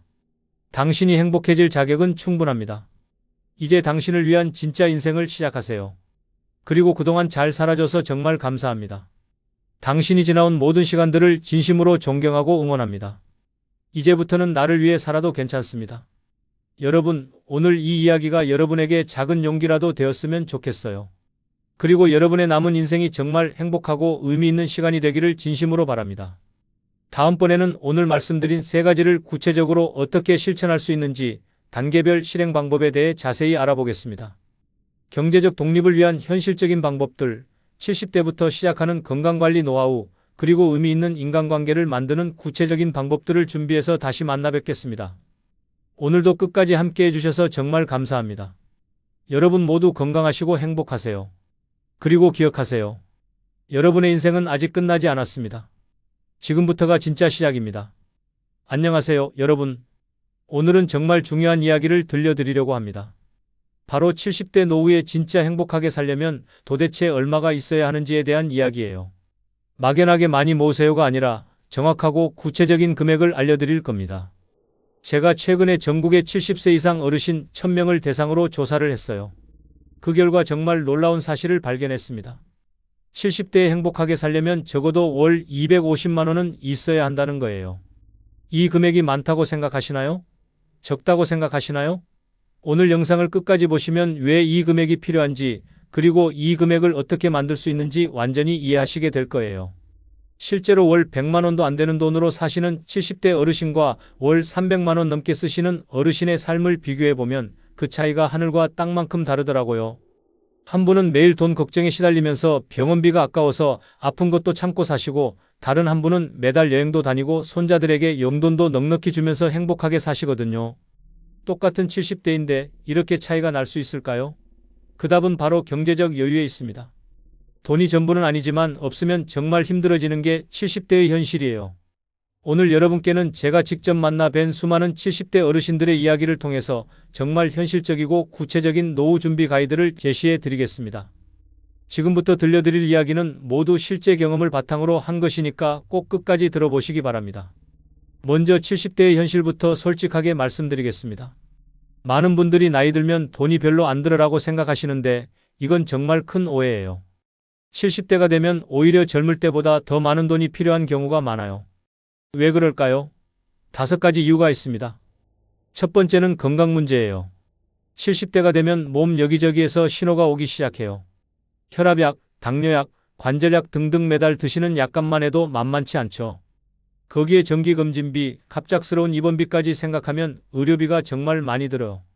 실제로 제가 만난 72세의 김영수 할아버지는 매달 의료비로만 80만 원이 넘게 나간다고 하시더라고요. 고혈압, 당뇨, 관절염을 앓고 계시는데 좋은 약을 쓰려면 돈이 많이 들어간다는 거예요. 두 번째는 사회적 관계 유지 비용이에요. 70대가 되면 외로움을 많이 느끼게 돼요. 그래서 사람들과의 만남이 더욱 소중해지죠. 친구들과 만나서 밥도 먹고 차도 마시고 가끔 여행도 가고 싶어 하세요. 이런 활동들이 다 돈이 들어가거든요. 세 번째는 신체 기능 저하로 인한 추가 비용이에요.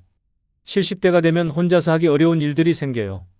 그래서 청소 도우미를 부르거나 병원 갈 때 택시를 타거나 무거운 것을 배달시켜야 하는 경우가 많아져요.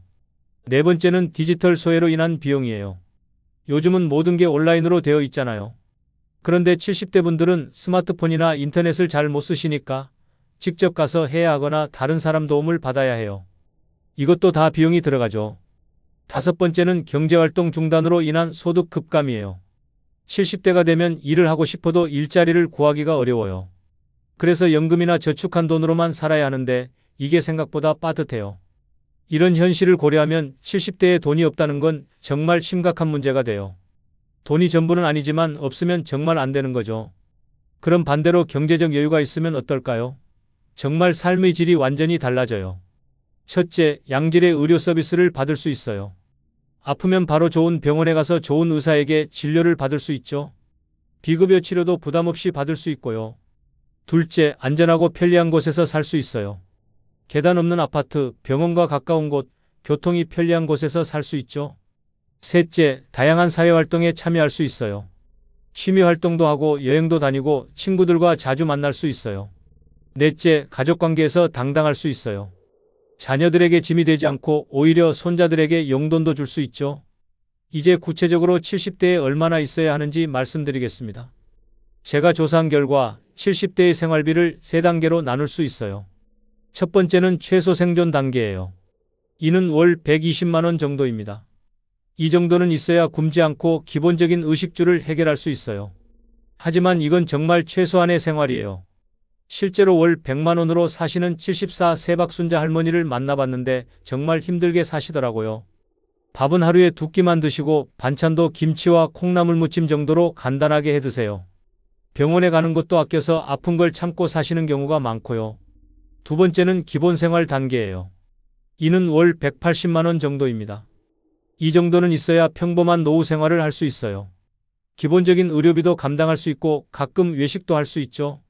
월 170만 원으로 사시는 73세 이철수 할아버지는 그럭저럭 살만하다고 하시더라고요. 하지만 여유롭지는 않아서 여행이나 취미 활동은 엄두도 못 내신다고 해요. 세 번째는 행복생활 단계예요. 이게 바로 월 250만 원입니다. 이 정도는 있어야 진짜 여유롭고 행복한 노후를 보낼 수 있어요. 월 260만 원으로 사시는 70세 김미영 할머니는 정말 활기차게 사세요. 매달 국내 여행도 한 번씩 다니시고 문화센터에서 요가도 배우시고 친구들과 자주 만나서 맛있는 것도 드세요. 무엇보다 손자들이 올 때마다 용돈을 넉넉히 주시는 모습이 정말 당당해 보이더라고요. 그럼 왜 하필 월 250만 원일까요? 제가 조사한 결과를 바탕으로 구체적으로 설명해 드리겠습니다. 첫 번째 이유는 의료비와 건강관리비로 월 80만 원이 필요하기 때문이에요. 70대가 되면 건강보험으로 커버되지 않는 비용들이 많아져요. 임플란트 같은 치과 치료비, 물리치료비, 영양제비, 건강기능식품비 등등. 그리고 정기적인 종합검진비도 들어가죠. 실제로 76세 조명숙 할머니는 매달 의료비로 90만 원 정도 쓰신다고 해요. 건강이 제일 중요하니까 이 부분은 아끼지 않으려고 한다고 하시더라고요. 두 번째 이유는 기본 생활비와 주거비로 월 100만 원이 필요하기 때문이에요. 식비만 해도 혼자 사시는 분은 월 40만 원, 부부가 함께 사시는 분은 월 60만 원 정도는 들어가요. 거기에 관리비, 전기세, 가스비, 통신비 등을 합하면 월 100만 원은 기본적으로 필요해요. 71세월로 사시는 김정호 할아버지는 아무리 아껴도 생활비로 월 90만 원은 들어간다고 하시더라고요. 세 번째 이유는 사회활동과 인간관계 유지비로 월 30만 원이 필요하기 때문이에요. 70대가 되면 외로움이 가장 큰 적이 돼요. 그래서 사람들과의 만남이 정말 중요해지죠. 친구들과 식사하고 차 마시고 가끔 노래방도 가고 경로당이나 복지관 프로그램에 참여하는 것. 이런 활동들이 다 돈이 들어가거든요. 73세 정영희 할머니는 친구들과 만나는 게 살아가는 낙이다라고 하시면서 매달 이런 모임비로 35만 원 정도 쓰신다고 해요. 네 번째 이유는 취미와 여가활동비로 월 25만 원이 필요하기 때문이에요. 70대에도 취미가 있어야 해요. 등산, 낚시, 원예, 서예, 독서, 영화 감상 등등. 이런 활동들이 정신 건강에 정말 중요하거든요. 그리고 가끔 여행도 다녀야 하고요. 여행을 좋아하시는 72세 신용택 할아버지는 매달 국내 여행을 한 번씩 다니는데 이게 내 인생의 활력소다라고 하시더라고요. 여행비와 취미비로 매달 30만 원 정도 쓰신다고 해요. 다섯 번째 이유는 비상금과 예비비로 월 15만 원이 필요하기 때문이에요. 70대가 되면 예상치 못한 지출이 자주 생겨요. 갑작스러운 병원비, 장례비, 경조사비, 집 수리비 등등. 이런 것들에 대비해서 매달 조금씩이라도 비상금을 모아둬야 해요. 75세 이영자 할머니는 매달 10만 원씩은 비상금으로 따로 모아둔다고 하시더라고요. 나이가 들수록 예상 못한 일이 자주 생기니까요. 여섯 번째 이유는 자녀와 손자에 대한 여유로 월에 지출이 가능해야 하기 때문이에요. 이건 꼭 필요한 건 아니지만 있으면 정말 좋은 거예요. 자녀들이 어려울 때 도움을 줄 수 있고 손자들에게 용돈도 줄 수 있고 명절 때 선물도 할 수 있죠. 이런 것들이 가족관계를 더욱 돈독하게 만들어줘요. 손자들을 무척 아끼시는 77세 최병철 할아버지는 손자들 용돈 주는 게 내 인생의 가장 큰 기쁨이다라고 하시더라고요. 이렇게 계산해보면 80만 원 더하기 100만 원 더하기 30만 원 더하기 25만 원 더하기 15만 원 총 250만 원이 나와요. 그리고 여기에 가족을 위한 여유까지 있으면 더 좋고요. 그럼 이제 실제로 월 소득 구간별로 70대 분들이 어떻게 사시는지 구체적으로 보여드리겠습니다. 먼저 월 100만 원 미만으로 사시는 분들의 이야기부터 들어보겠습니다. 서울 은평구에 사시는 76세 김순덕 할머니는 기초연금과 아르바이트를 합쳐서 월 90만 원 정도의 수입이 있어요. 정말 빠듯하게 사세요. 하루 일과를 보면 아침 6시에 일어나서 근처 아파트 청소 일을 하러 가세요. 오전 3시간 정도 일하고 받는 돈이 월 40만 원. 거기에 기초연금 50만 원을 합쳐서 90만 원이에요. 식사는 하루 2끼만 하세요. 아침은 거르고 점심은 집에서 간단하게 라면이나 김치찌개, 저녁도 집에서 해 드세요. 반찬은 주로 김치, 콩나물 무침, 시금치 같은 저렴한 것들로 해결하시고요. 병원은 정말 아프지 않으면 안 가세요. 병원비가 아까워서 웬만하면 참는다고 하시더라고요. 약국에서 파는 간단한 감기약이나 소화제로 버티시는 경우가 많아요. 외출도 거의 안 하세요. 교통비가 아까우시거든요. 친구들과의 만남도 한 달에 한두 번 정도만 하시고 그것도 집에서 만나서 차나 커피 정도만 마시세요. 김순덕 할머니가 하신 말씀이 정말 가슴 아팠어요. 젊을 때 고생해서 나이 들어서는 편하게 살 줄 알았는데 오히려 더 힘들어졌어요. 돈이 없으니까 아무것도 할 수 없어요. 이제 월 100만 원에서 150만 원 사이로 사시는 분들을 보겠습니다.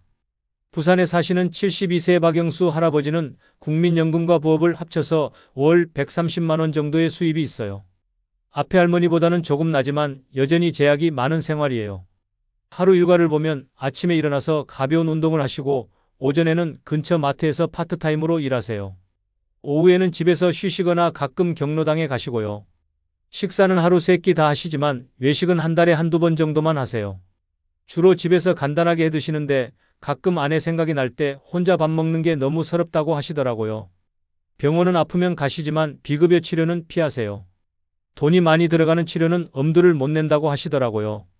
취미 활동도 제한적이에요. 등산을 좋아하시는데 멀리 가는 건 교통비 때문에 포기하시고 집 근처 산만 가세요. 친구들과 만나는 것도 부담스러워 하시고요. 박영수 할아버지는 그럭저럭 살만하지만 여유롭지는 않다고 하시더라고요. 가끔 여행도 가고 싶고 맛있는 것도 먹고 싶은데 돈이 없으니까 포기해야 해요. 이제 월 150만 원에서 200만 원 사이로 사시는 분들을 보겠습니다.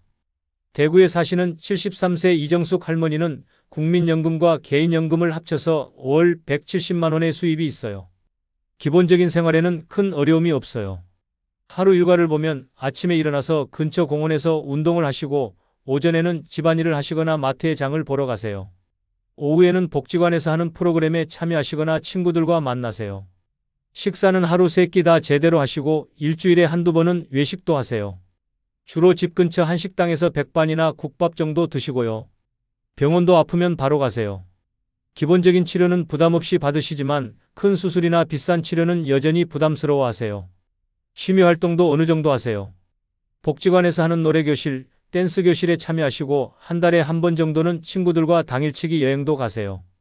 이정숙 할머니는 평범하게 살 수 있어서 감사하다고 하시면서도 좀 더 여유가 있으면 더 다양한 활동을 할 수 있을 텐데라고 아쉬워하시더라고요.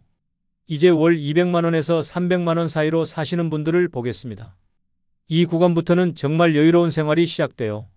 인천에 사시는 71세 최성민 할아버지는 공무원 연금과 개인연금을 합쳐서 월 260만 원의 수입이 있어요. 정말 활기찬 노후를 보내고 계세요. 하루 일과를 보면 아침에 일어나서 헬스장에서 운동을 하시고 오전에는 독서를 하시거나 온라인 강의를 들으세요. 오후에는 친구들과 만나거나 문화활동을 하시고요. 식사는 영양을 고려해서 다양하게 하세요. 외식도 일주일에 서너 번 하시고 가끔은 좋은 레스토랑에서 특별한 식사도 하세요. 병원도 예방 차원에서 정기적으로 가세요. 종합검진도 1년에 2번 받으시고 좋은 의료진에게 진료받는 것도 주저하지 않으세요. 취미 활동이 정말 다양해요. 등산, 사진, 여행, 독서, 영화 감상 등등. 매달 국내 여행을 한 번씩 가시고 1년에 한두 번은 해외여행도 가세요.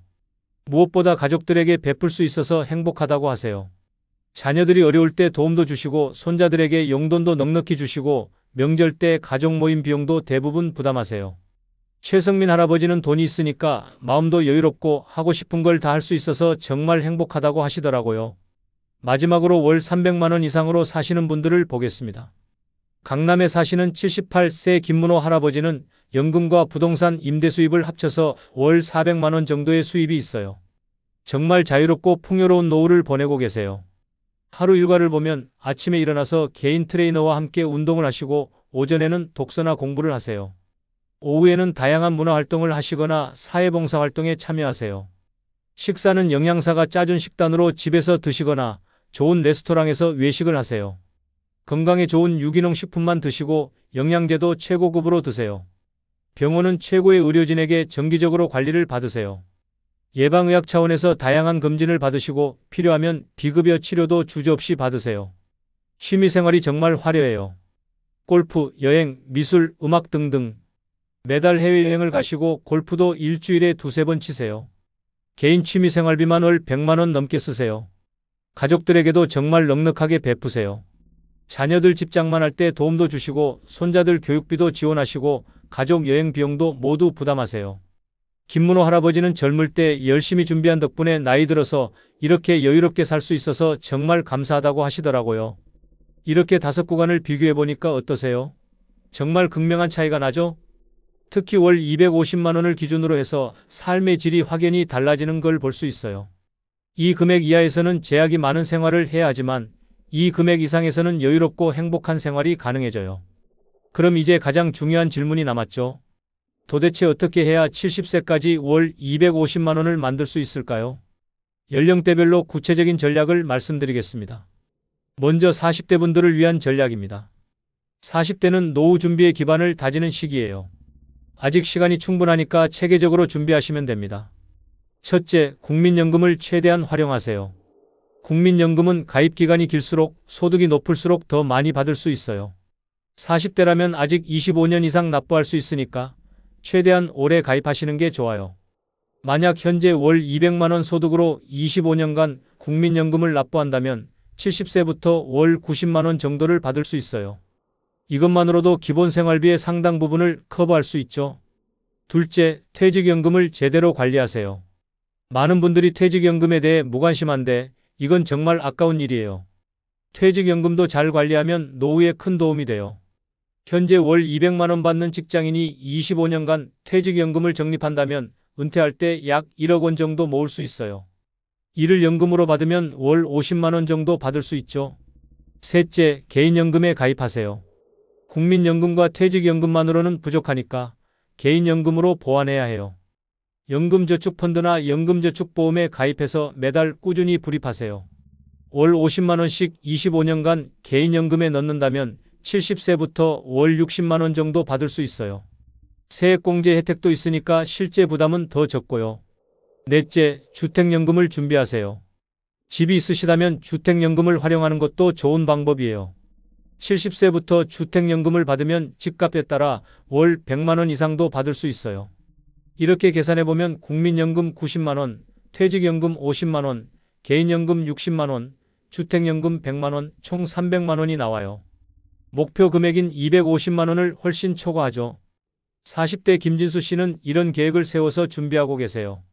아직 시간이 많이 남았으니까 차근차근 준비하면 될 것 같다고 하시더라고요. 이제 50대 분들을 위한 전략을 말씀드리겠습니다. 50대는 노후 준비의 마지막 골든타임이에요. 이 시기를 놓치면 준비가 어려워지니까 집중적으로 준비해야 해요. 첫째, 국민연금 가입 기간을 최대한 늘리세요. 국민연금은 가입 기간이 1년 늘어날 때마다 연금액이 상당히 늘어나요. 가능하다면 70세까지 일하면서 국민연금을 납부하는 것도 고려해 보세요. 둘째, 개인연금 불입액을 늘리세요. 50대는 소득이 가장 높은 시기니까 이때 개인연금에 많이 넣어두는 게 좋아요. 연간 700만 원까지 세액공제를 받을 수 있으니까 최대한 활용하세요. 셋째, 부동산 투자를 신중하게 검토해 보세요. 50대라면 부동산 투자 경험도 어느 정도 있을 테니까 임대 수익을 낼 수 있는 부동산에 투자하는 것도 고려해 볼 만해요. 다만 위험성도 있으니까 신중하게 결정하세요. 넷째, 건강에 투자하세요. 50대부터는 건강관리가 정말 중요해요. 병원비로 돈이 많이 나가면 노후 준비에 차질이 생기니까 미리미리 건강을 챙기는 게 중요해요. 50대 중반인 박현숙 씨는 이제 정말 노후 준비에 집중해야 할 때라는 걸 느낀다고 하시더라고요. 젊을 때 놓친 부분들을 이때라도 만회해야겠다고 다짐하시고 계세요. 마지막으로 60대 분들을 위한 전략을 말씀드리겠습니다. 60대는 은퇴 직전의 최종 점검 시기예요. 이미 준비가 많이 되어 있어야 하지만 부족한 부분이 있다면 마지막으로 보완해야 해요. 첫째, 현재까지 준비된 연금액을 정확히 계산해 보세요. 국민연금, 퇴직연금, 개인연금, 주택연금 등을 모두 합쳐서 70세부터 얼마를 받을 수 있는지 확인하세요. 둘째, 부족한 부분은 일시불로 보완하세요. 만약 목표 금액에 부족하다면 퇴직금이나 부동산 매각 자금으로 개인연금에 일시불로 넣는 것도 방법이에요. 셋째, 생활비를 줄이는 방법을 찾아보세요. 70대에는 지금보다 생활비가 줄어들 수 있어요. 자녀들이 독립하고 집도 작은 곳으로 옮기면 고정비를 많이 줄일 수 있거든요. 넷째, 건강한 노후를 위한 마지막 준비를 하세요. 70대에 건강하게 지낼 수 있도록 지금부터 운동하고 식단 관리를 하세요. 건강하면 의료비도 절약할 수 있어요. 63세 이병철 씨는 이제 은퇴가 코앞이니까 마지막 점검을 하고 있다고 하시더라고요. 다행히 목표 금액은 달성할 수 있을 것 같다고 안도하시면서도 건강관리에 더 신경 써야겠다고 하시더라고요. 그런데 혹시 지금까지 준비를 못하셨거나 부족하신 분들은 어떻게 해야 할까요? 포기하지 마세요. 늦었다고 생각할 때가 가장 빠른 때예요. 첫 번째 방법은 연금저축에 추가로 가입하는 거예요.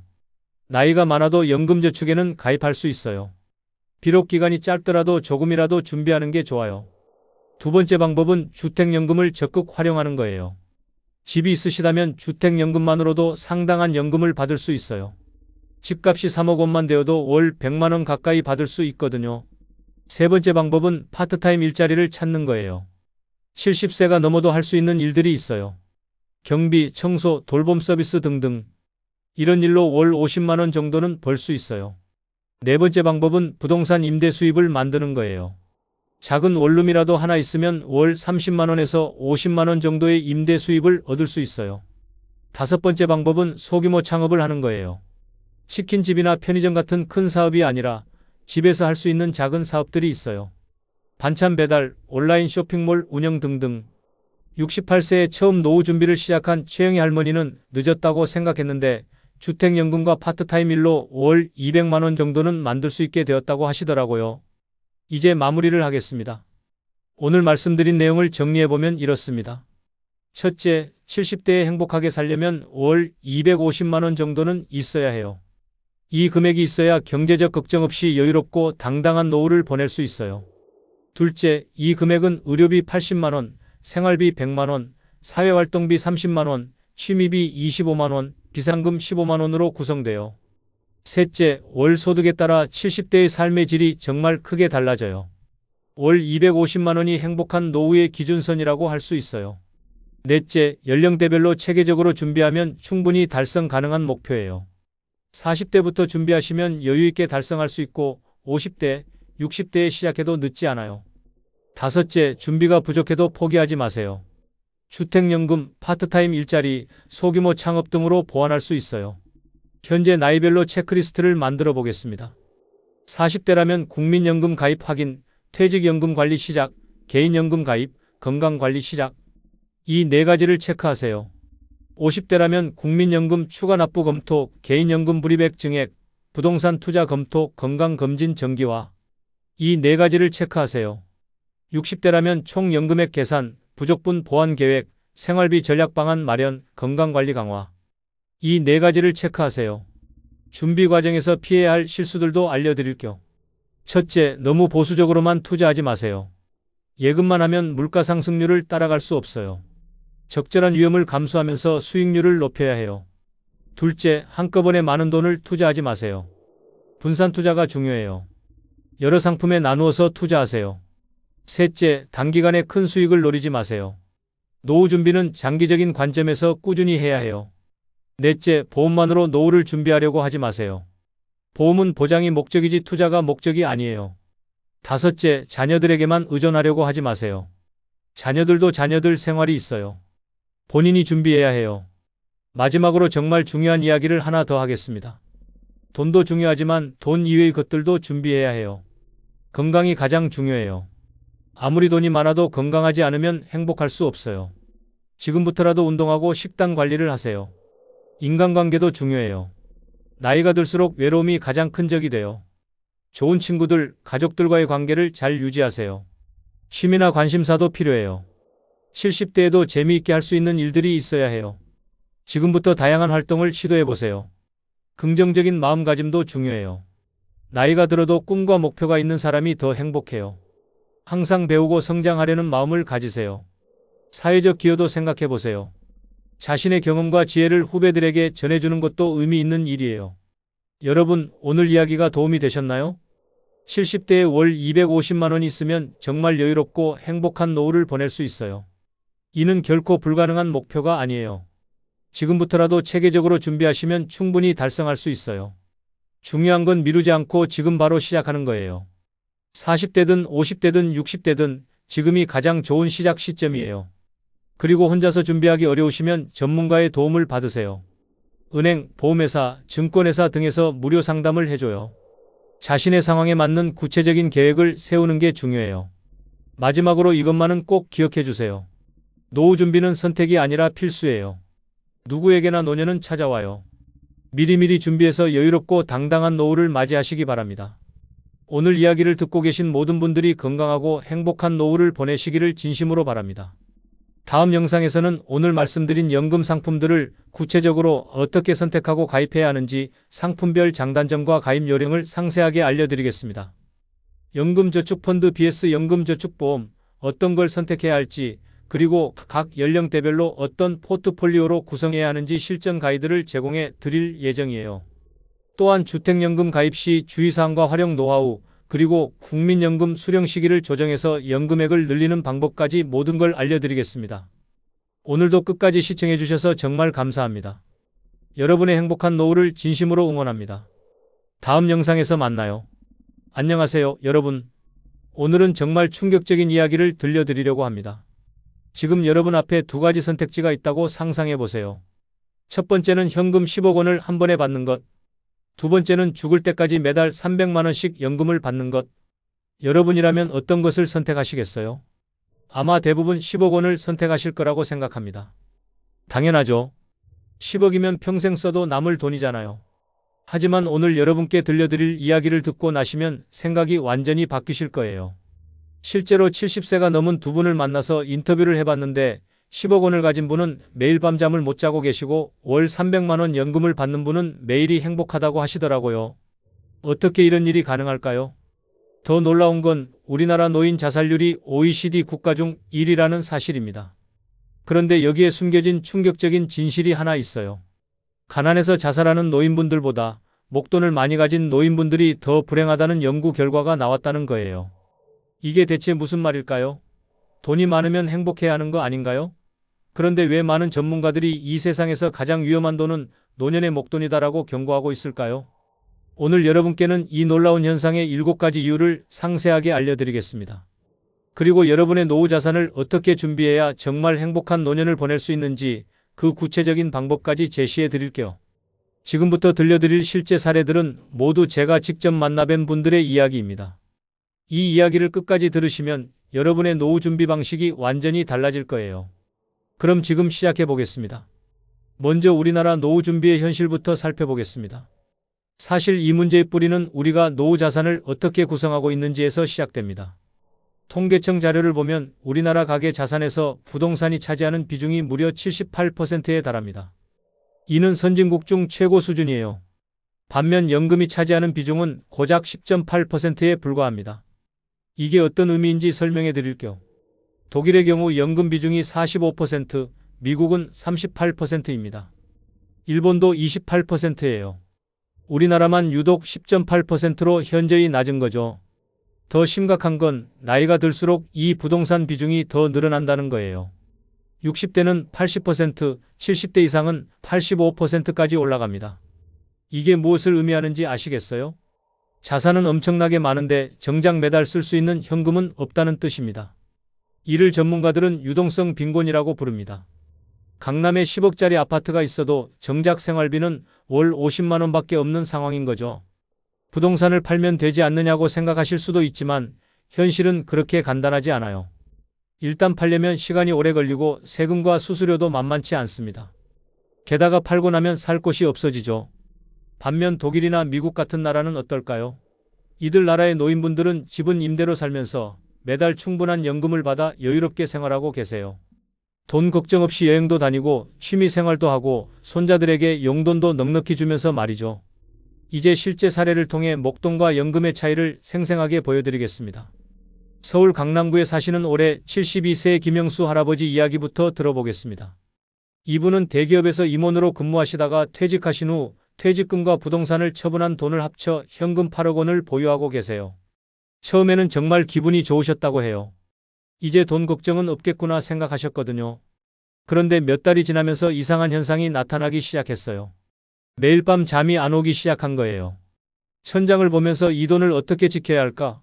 혹시 사기를 당하면 어떡하지? 투자를 잘못하면 어떻게 되지? 이런 생각들이 머릿속을 맴돌기 시작했다고 해요. 아침에 일어나면 제일 먼저 하는 일이 핸드폰으로 통장 잔고를 확인하는 거였어요. 요즘 보이스피싱이나 해킹으로 통장에서 돈이 빠져나가는 뉴스를 자주 보잖아요. 그런 뉴스를 볼 때마다 가슴이 철렁 내려앉으셨다고 해요. 그래서 결국 이분은 8억 원을 3개 은행에 나누어서 보관하기 시작하셨어요. 한 곳에 다 두면 불안하니까요. 하지만 그래도 불안감은 사라지지 않았어요. 부인이 이런 모습을 보시고 여보, 돈이 이렇게 많은데 왜 이렇게 불안해해요? 라고 물으셨다고 해요. 그때 김 할아버지가 깨달았다고 합니다. 아, 내가 돈의 주인이 아니라 돈의 노예가 되어버렸구나. 실제로 이분을 만나 뵀을 때 얼굴에 피곤함이 역력히 드러나 있었어요. 돈이 많다는 게 이렇게 스트레스일 줄 몰랐다고 하시더라고요. 이제 정반대 사례를 보겠습니다. 경기도 성남시에 사시는 올해 69세의 박정희 할머니 이야기예요. 이분은 남편분과 합쳐서 매달 350만 원의 연금을 받고 계세요. 국민연금, 개인연금, 주택연금까지 합쳐서 말이죠. 통장에는 생활비 정도만 들어있어요. 그런데 전혀 불안하지 않다고 하세요. 왜냐하면 매달 말이면 또 350만 원이 들어오니까요. 이분 말씀이 인상적이었어요. 마치 직장 다닐 때처럼 월급날이 기다려져요. 매달 말이 되면 설레고 통장에 돈이 들어오면 이번 달에는 뭘 하며 보낼까 하는 즐거운 고민을 하게 돼요. 그래서 남편분과 함께 매달 여행도 다니시고 손자들이 오면 용돈도 넉넉하게 주신다고 해요. 통장 잔고 걱정할 필요가 없으니까 오히려 마음껏 돈을 쓸 수 있어요 라고 하시더라고요. 두 분의 차이가 느껴지시나요? 똑같은 노후 자산인데 하나는 스트레스의 원인이 되고 하나는 행복의 원천이 되는 거예요. 이제 더 심각한 문제들을 살펴보겠습니다. 목돈이 가져오는 두 번째 문제는 바로 인간관계의 파괴입니다. 부산에 사시는 올해 75세 이명자 할머니의 이야기를 들어보겠습니다. 이분은 남편분이 돌아가신 후 현금 6억 원 정도를 상속받으셨어요. 처음에는 정말 좋았다고 해요. 이제 노후 걱정은 없겠구나 생각하셨거든요. 그런데 문제는 이 사실이 주변 사람들에게 알려지면서 시작되었어요. 먼저 큰아들이 찾아왔어요. 어머니, 제가 이번에 치킨집을 열려고 하는데 돈을 좀 빌려주세요. 꼭 갚을게요. 처음에는 아들이니까 도와줘야겠다고 생각하고 3천만 원을 빌려주셨어요. 그런데 이게 시작이었어요. 친여동생도 찾아왔어요. 언니, 우리 아이가 이번에 유학을 가는데 돈이 좀 부족해요. 좀 도와주세요. 또 2천만 원을 빌려주셨죠. 더 놀라운 건 10년 넘게 연락도 안 했던 친구들이 갑자기 찾아오기 시작한 거예요. 옛날 생각도 나고 해서 오랜만에 얼굴도 보고 싶고 이런 핑계로 찾아와서는 결국 돈 이야기를 꺼내는 거예요. 이명자 할머니는 결국 우울증 약을 드시기 시작하셨어요. 내가 돈이 있으니까 이렇게 오히려 힘들어졌어요. 돈을 지키려다가 건강을 잃을 것 같아요 라고 하시더라고요. 이제 반대 사례를 보겠습니다. 인천에 사시는 올해 71세 최영호 할아버지는 국민연금과 주택연금을 합쳐 월 310만 원 정도를 받고 계세요. 혼자 사시는데도 크게 걱정이 없다고 하세요. 만약에 내가 몸이 아파도 치매에 걸려도 이 돈이 꼬박꼬박 들어오니까 내가 특별히 뭘 하지 않아도 나를 지켜주는 수호천사 같아요 라고 말씀하시더라고요. 그리고 무엇보다 중요한 건 사람들이 이분에게 돈을 달라고 하지 않는다는 거예요. 월 310만 원 받는다고 해봤자 본인 생활비로도 빠듯하다는 걸 다들 아니까요. 대신 주변 사람들이 형님 건강하게 오래 사세요 라고 진심으로 말해준다고 해요. 이분의 연금이 계속 나오려면 건강하게 오래 사셔야 하니까요. 여기서 중요한 차이점을 발견할 수 있어요. 목돈은 내가 지켜야 하는 부담이지만 연금은 나를 지켜주는 보호막이라는 거예요. 이제 세 번째 문제를 살펴보겠습니다. 목돈과 연금이 인생을 바라보는 관점에 미치는 영향이에요. 제주도로 은퇴 이주를 하신 두 분의 이야기를 들어보겠습니다. 한 분은 목돈 8억 원을 가지고 계시고 한 분은 매달 300만 원의 연금을 받고 계세요. 먼저 강대성 사장님 이야기입니다.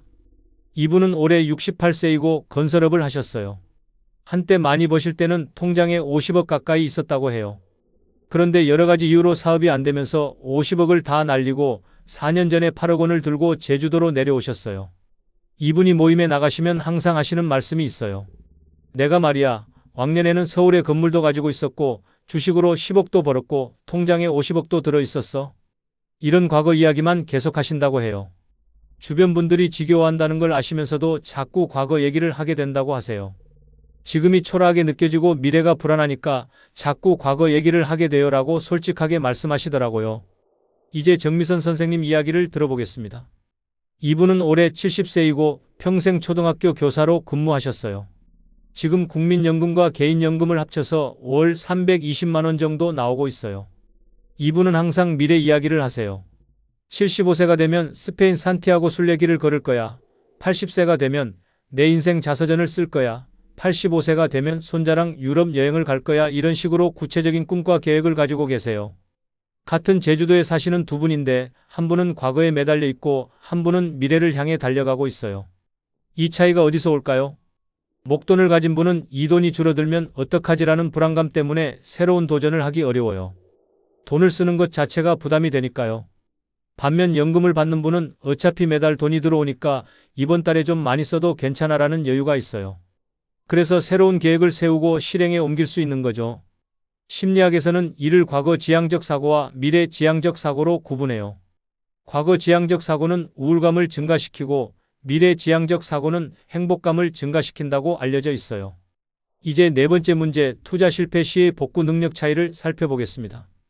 대구에 사시는 73세 험한수 할아버지 이야기부터 들어보겠습니다.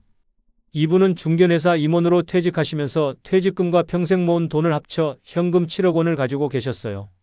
이분이 2021년에 비트코인을 시작하셨어요. 처음에는 200만 원 정도로 조심스럽게 시작하셨는데 수익이 나니까 욕심이 생기기 시작한 거예요. 이거 나도 할 수 있겠는데라고 생각하시면서 점점 투자 금액을 늘려가셨어요. 결국 5억 원까지 투자하셨는데 1년 6개월 만에 90%를 손실 보셨어요. 5억 원이 5천만 원이 된 거죠. 원래 7억 원 중에서 2억 원은 남아 있었지만 갑자기 7억 원이 2억 5천만 원이 되어버린 거예요. 이분 말씀이 정말 가슴 아팠어요. 평생 모은 재산이 한순간에 날아가서 죽고 싶어요. 밥맛도 없고 잠도 안 와요. 아내한테 말도 못하고 있어요 라고 하시더라고요. 이제 정반대 사례를 보겠습니다. 광주에 사시는 66세 나영이 할머니 이야기예요. 이분도 속으신 적이 있어요. 통장에 있던 180만 원을 다단계에 투자했다가 다 날리신 거예요. 처음에는 뭔지 모르고 투자하셨는데 나중에 다단계라는 걸 알게 되셨어요. 그래서 한 달 동안 생활비가 없어서 라면만 드셨다고 해요. 그런데 중요한 건 그 다음이에요. 다음 달에 다시 180만 원이 들어왔잖아요. 한 달만 참았더니 다시 원래대로 회복된 거예요. 나영이 할머니 말씀이 인상적이었어요. 그 일 이후로는 어떤 투자 유혹이 와도 거들떠보지도 않아요. 한번 당해보니까 면역이 생겼어요 라고 하시더라고요. 여기서 중요한 차이점을 볼 수 있어요. 목돈을 가진 분은 한 번의 실수로 평생의 자산을 잃을 수 있지만 연금을 받는 분은 실수를 해도 한 달만 참으면 다시 회복될 수 있다는 거예요. 이는 투자 심리학에서 말하는 손실 회피 편향과도 관련이 있어요. 목돈을 가진 사람은 손실에 대한 두려움이 커서 제대로 된 투자 결정을 내리기 어려워요. 반면 연금을 받는 사람은 상대적으로 여유롭게 투자할 수 있죠. 이제 다섯 번째 문제, 인지 능력이 저하됐을 때의 위험성을 살펴보겠습니다. 이는 고령화 사회에서 매우 중요한 문제예요. 수원에 사시는 79세 김순자 할머니 이야기입니다. 이분은 경도인지장애를 몇 년 전부터 앓고 계셨어요. 심하지는 않았지만 기억력이 조금씩 떨어지기 시작하신 거죠. 큰딸 윤정 씨의 증언에 따르면 어머니 통장에 3억 원이 있었는데 1년 사이에 1억 8천만 원이 사라졌다고 해요. 어디에 쓰셨냐고 여쭤봤더니 몰라, 기억이 안 나라고 하시더래요. 나중에 알고 보니 건강식품을 파는 사람들한테 같은 제품을 수십 개씩 사셨던 거예요. 방구석에 비슷한 건강식품들이 한가득 쌓여 있었다고 해요. 이게 경도인지장애나 치매 초기에 나타나는 전형적인 증상이에요. 판단력이 떨어지면서 같은 물건을 반복해서 사거나 비싼 물건을 충동적으로 구매하게 되는 거죠. 통계청 자료에 따르면 우리나라 65세 이상 인구 중 약 10%가 치매를 앓고 있다고 해요. 그리고 경도인지장애까지 포함하면 그 비율은 더 높아져요. 이제 대전에 사시는 77세 오명식 할아버지 이야기를 들어보겠습니다. 이분도 경도인지 장애가 조금 있으셨어요. 큰아들 준호 씨의 말에 따르면 아버님이 기억력이 점점 떨어지면서 매달 돈을 많이 쓰기 시작하셨다고 해요. 예전에는 정말 아껴 쓰셨는데 갑자기 돈을 많이 쓰기 시작하신 거죠. 똑같은 옷을 2벌, 3벌씩 사오실 때도 있고 필요 없는 물건들을 자꾸 사오신다고 해요. 그런데 다행인 건 아버님이 쓸 수 있는 돈이 매달 180만 원이 최대라는 거예요. 연금이니까요. 만약 통장에 몇억 원이 들어 있었다면 그 돈을 다 쓸 수도 있었을 텐데 연금이라서 피해가 제한적이었던 거죠. 준호 씨가 이런 말씀을 하시더라고요. 아버님이 돈을 많이 쓰셔도 한 달에 최대 180만 원이니까 관리하기가 수월해요. 만약 목돈이 있었다면 정말 큰일 날 뻔했어요. 이처럼 인지 능력이 저하되었을 때 목돈은 통제할 수 없는 위험 요소가 되지만 연금은 자동으로 안전장치 역할을 해주는 거예요. 이제 6번째 문제, 사회적 관계에 미치는 영향을 살펴보겠습니다. 서울 노원구에 사시는 박 어르신 이야기입니다. 이분은 땅을 판 돈 10억 원을 가지고 계셨어요. 그런데 이 사실을 주변에 얘기하시면서 모든 사람이 알게 되었어요. 목돈을 가지고 있으면 범죄의 타겟이 됩니다. 사기의 타겟이 되는 거죠. 실제로 많은 사기꾼들이 이분을 찾아왔다고 해요. 결국 어떻게 됐을까요? 6개월 후 노인정에 나오지 않으셨어요. 알고 보니 10억 원 중 6억 원을 사기당하셨던 거예요. 한순간에 인생이 무너진 거죠. 이제 같은 노원구에 사시는 다른 어르신 이야기를 들어보겠습니다. 이분은 공무원으로 퇴직하시고 매달 250만 원 정도의 연금을 받고 계세요. 퇴직 후에 친구가 없어서 외로우셨는데 모임에 나가시게 되었어요. 그리고 매달 250만 원의 연금을 받는다는 걸 사람들이 알게 됐죠. 그러자 사람들이 다가오기 시작했어요. 형님, 밥 좀 사주세요. 커피 좀 사주세요. 이렇게 말이죠. 물론 이분의 연금 때문에 다가온 거긴 하지만 이분은 상관없다고 하세요. 그래도 내가 연금을 받고 있기 때문에 친구도 사귀고 노년에 외롭지 않아서 너무 좋아요 라고 말씀하시더라고요. 여기서 중요한 차이점을 발견할 수 있어요. 목돈을 가진 사람은 사기꾼들의 표적이 되지만 연금을 받는 사람은 건전한 사교의 대상이 된다는 거예요. 물론 연금을 받는 분에게 접근하는 사람들도 어느 정도는 경제적 이유가 있겠지만 그 규모가 훨씬 작고 건전해요. 밥 한 끼, 커피 한 잔 정도니까요. 반면 목돈을 가진 분들에게는 수억 원 규모의 사기가 접근하죠. 마지막 7번째 문제는 가장 가슴 아프면서도 현실적인 이야기입니다. 바로 자녀들의 마음가짐 차이예요. 이 부분은 좀 민감한 내용이라 익명으로 말씀드리겠습니다. 45세 A씨의 고백입니다. 부끄러운 얘기지만 아버지가 지금 현금 12억 원을 가지고 계세요. 형제들이 만날 때마다 은근히 돈 얘기를 해요. 아버지가 그 돈으로 뭘 하실까? 혹시 젊은 여자한테 빠져서 다 쓰는 건 아닐까? 이런 걱정까지 해요. 그리고 더 충격적인 고백이 이어졌어요. 정말 나쁜 생각이지만 가끔 아버지가 언제까지 사실까 하는 생각이 들 때가 있어요. 그런 생각을 할 때마다 제 자신이 너무 괴로워요. 반대로 48세 D씨의 이야기는 완전히 달랐어요. 어머니가 연금으로 매달 280만 원 정도 나와요. 많이 안 쓰시니까 매달 저희한테 용돈도 주시고 손자들 학원비도 대주세요. 손자들이 우리 할머니 최고라고 너무 좋아해요. 이분은 이렇게 말씀하셨어요. 어머니가 100살까지 건강하게 사셨으면 좋겠어요. 어머니가 오래 사실수록 저희도 좋고 손자들도 좋거든요. 정말 극명한 차이죠? 목돈이 있으면 자녀들이 빨리 돌아가시기를 바라지만 연금이 있으면 오래 사시기를 바라게 되는 거예요. 이는 단순히 자녀들이 나쁘다고 할 수 없는 문제예요. 인간의 본성이기도 하거든요. 목돈이 있으면 상속에 대한 기대가 생기고 연금이 있으면 지속적인 혜택에 대한 기대가 생기는 거죠. 지금까지 7가지 이유를 모두 살펴봤습니다. 다시 한번 정리해 보겠습니다. 첫째, 목돈을 가진 사람은 불안하고 연금을 가진 사람은 편안합니다. 둘째, 목돈은 내가 지켜야 하지만 연금은 나를 지켜줍니다.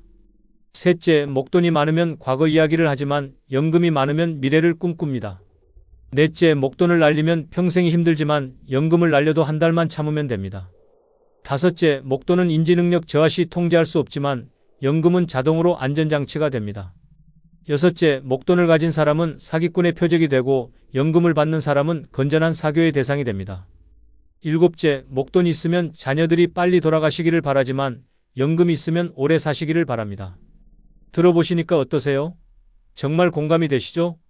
그럼 이제 실제로 어떻게 준비해야 하는지 구체적인 방법을 알려드리겠습니다. 첫 번째로는 국민연금을 최대한 활용하셔야 해요. 현재 국민연금에 가입되어 계신 분들은 가능한 한 오래 납부하시고 수급 시기도 늦추시는 걸 고려해 보세요. 국민연금은 수급을 1년 늦출 때마다 7.2%씩 증액됩니다. 5년을 늦추면 36%가 증액되는 거예요. 70세부터 받으면 65세부터 받을 때보다 36%를 더 받을 수 있는 거죠. 두 번째로는 퇴직금을 목돈으로 받지 마시고 연금으로 받으시기 바라요. 많은 분들이 퇴직금을 한꺼번에 받아서 목돈으로 만드시는데 이게 바로 문제의 시작이에요. 퇴직금을 연금으로 받으면 매달 일정한 금액이 들어와서 생활비로 활용할 수 있어요. 그리고 목돈으로 받았을 때 생기는 여러 가지 문제들을 피할 수 있죠. 세 번째로는 개인연금을 준비하세요. 국민연금과 퇴직연금만으로는 부족할 수 있거든요. 개인연금은 세액공제 혜택도 있고 장기간 불입하면 복리 효과도 누릴 수 있어요. 특히 젊은 분들은 지금부터라도 개인연금을 시작하시기 바라요. 20대, 30대부터 시작하면 은퇴할 때 상당한 연금을 받을 수 있어요. 네 번째로는 주택연금을 고려해 보세요. 집은 있는데 현금이 부족한 분들에게는 주택연금이 좋은 대안이 될 수 있어요. 주택연금은 집을 담보로 매달 일정한 금액을 받는 제도예요. 집에서 계속 살면서도 매달 연금을 받을 수 있죠. 그리고 본인이 돌아가신 후에 집값 돼서 그동안 받은 연금을 정산하는 방식이에요.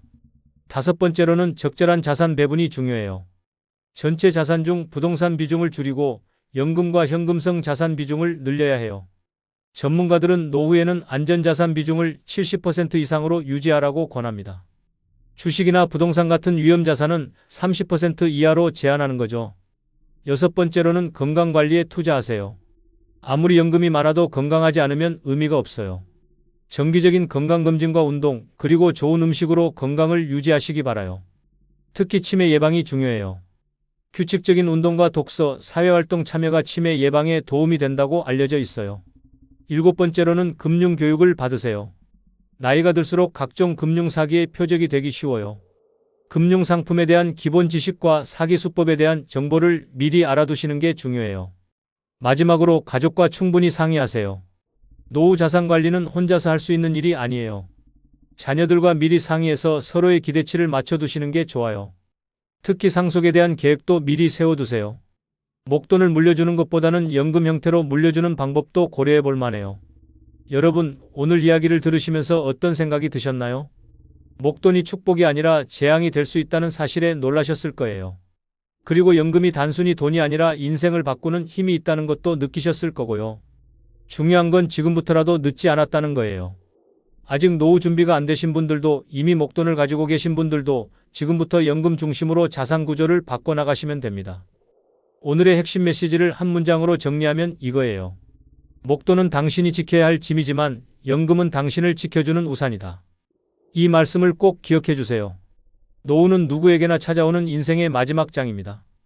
이 시기를 어떻게 보내느냐에 따라 우리 인생의 의미가 달라질 수 있어요. 목돈에 얽매여서 불안하고 초라한 노년을 보내실 것인가요? 아니면 연금으로 여유롭고 당당한 노년을 보내실 것인가요? 선택은 여러분의 몫입니다. 하지만 오늘 이야기를 들으신 여러분이라면 현명한 선택을 하실 거라고 믿어요. 저는 여러분 모두가 경제적 걱정 없이 행복한 노년을 보내시기를 진심으로 바랍니다. 그리고 그 첫걸음이 바로 연금 중심의 노후 설계라는 것을 잊지 마세요. 오늘 영상이 여러분의 노후 준비에 조금이라도 도움이 되었다면 좋겠습니다. 그리고 주변에 노후 준비를 하고 계신 분들이 있다면 오늘 이야기를 꼭 공유해 주세요. 우리 모두 함께 행복한 노년을 만들어가요.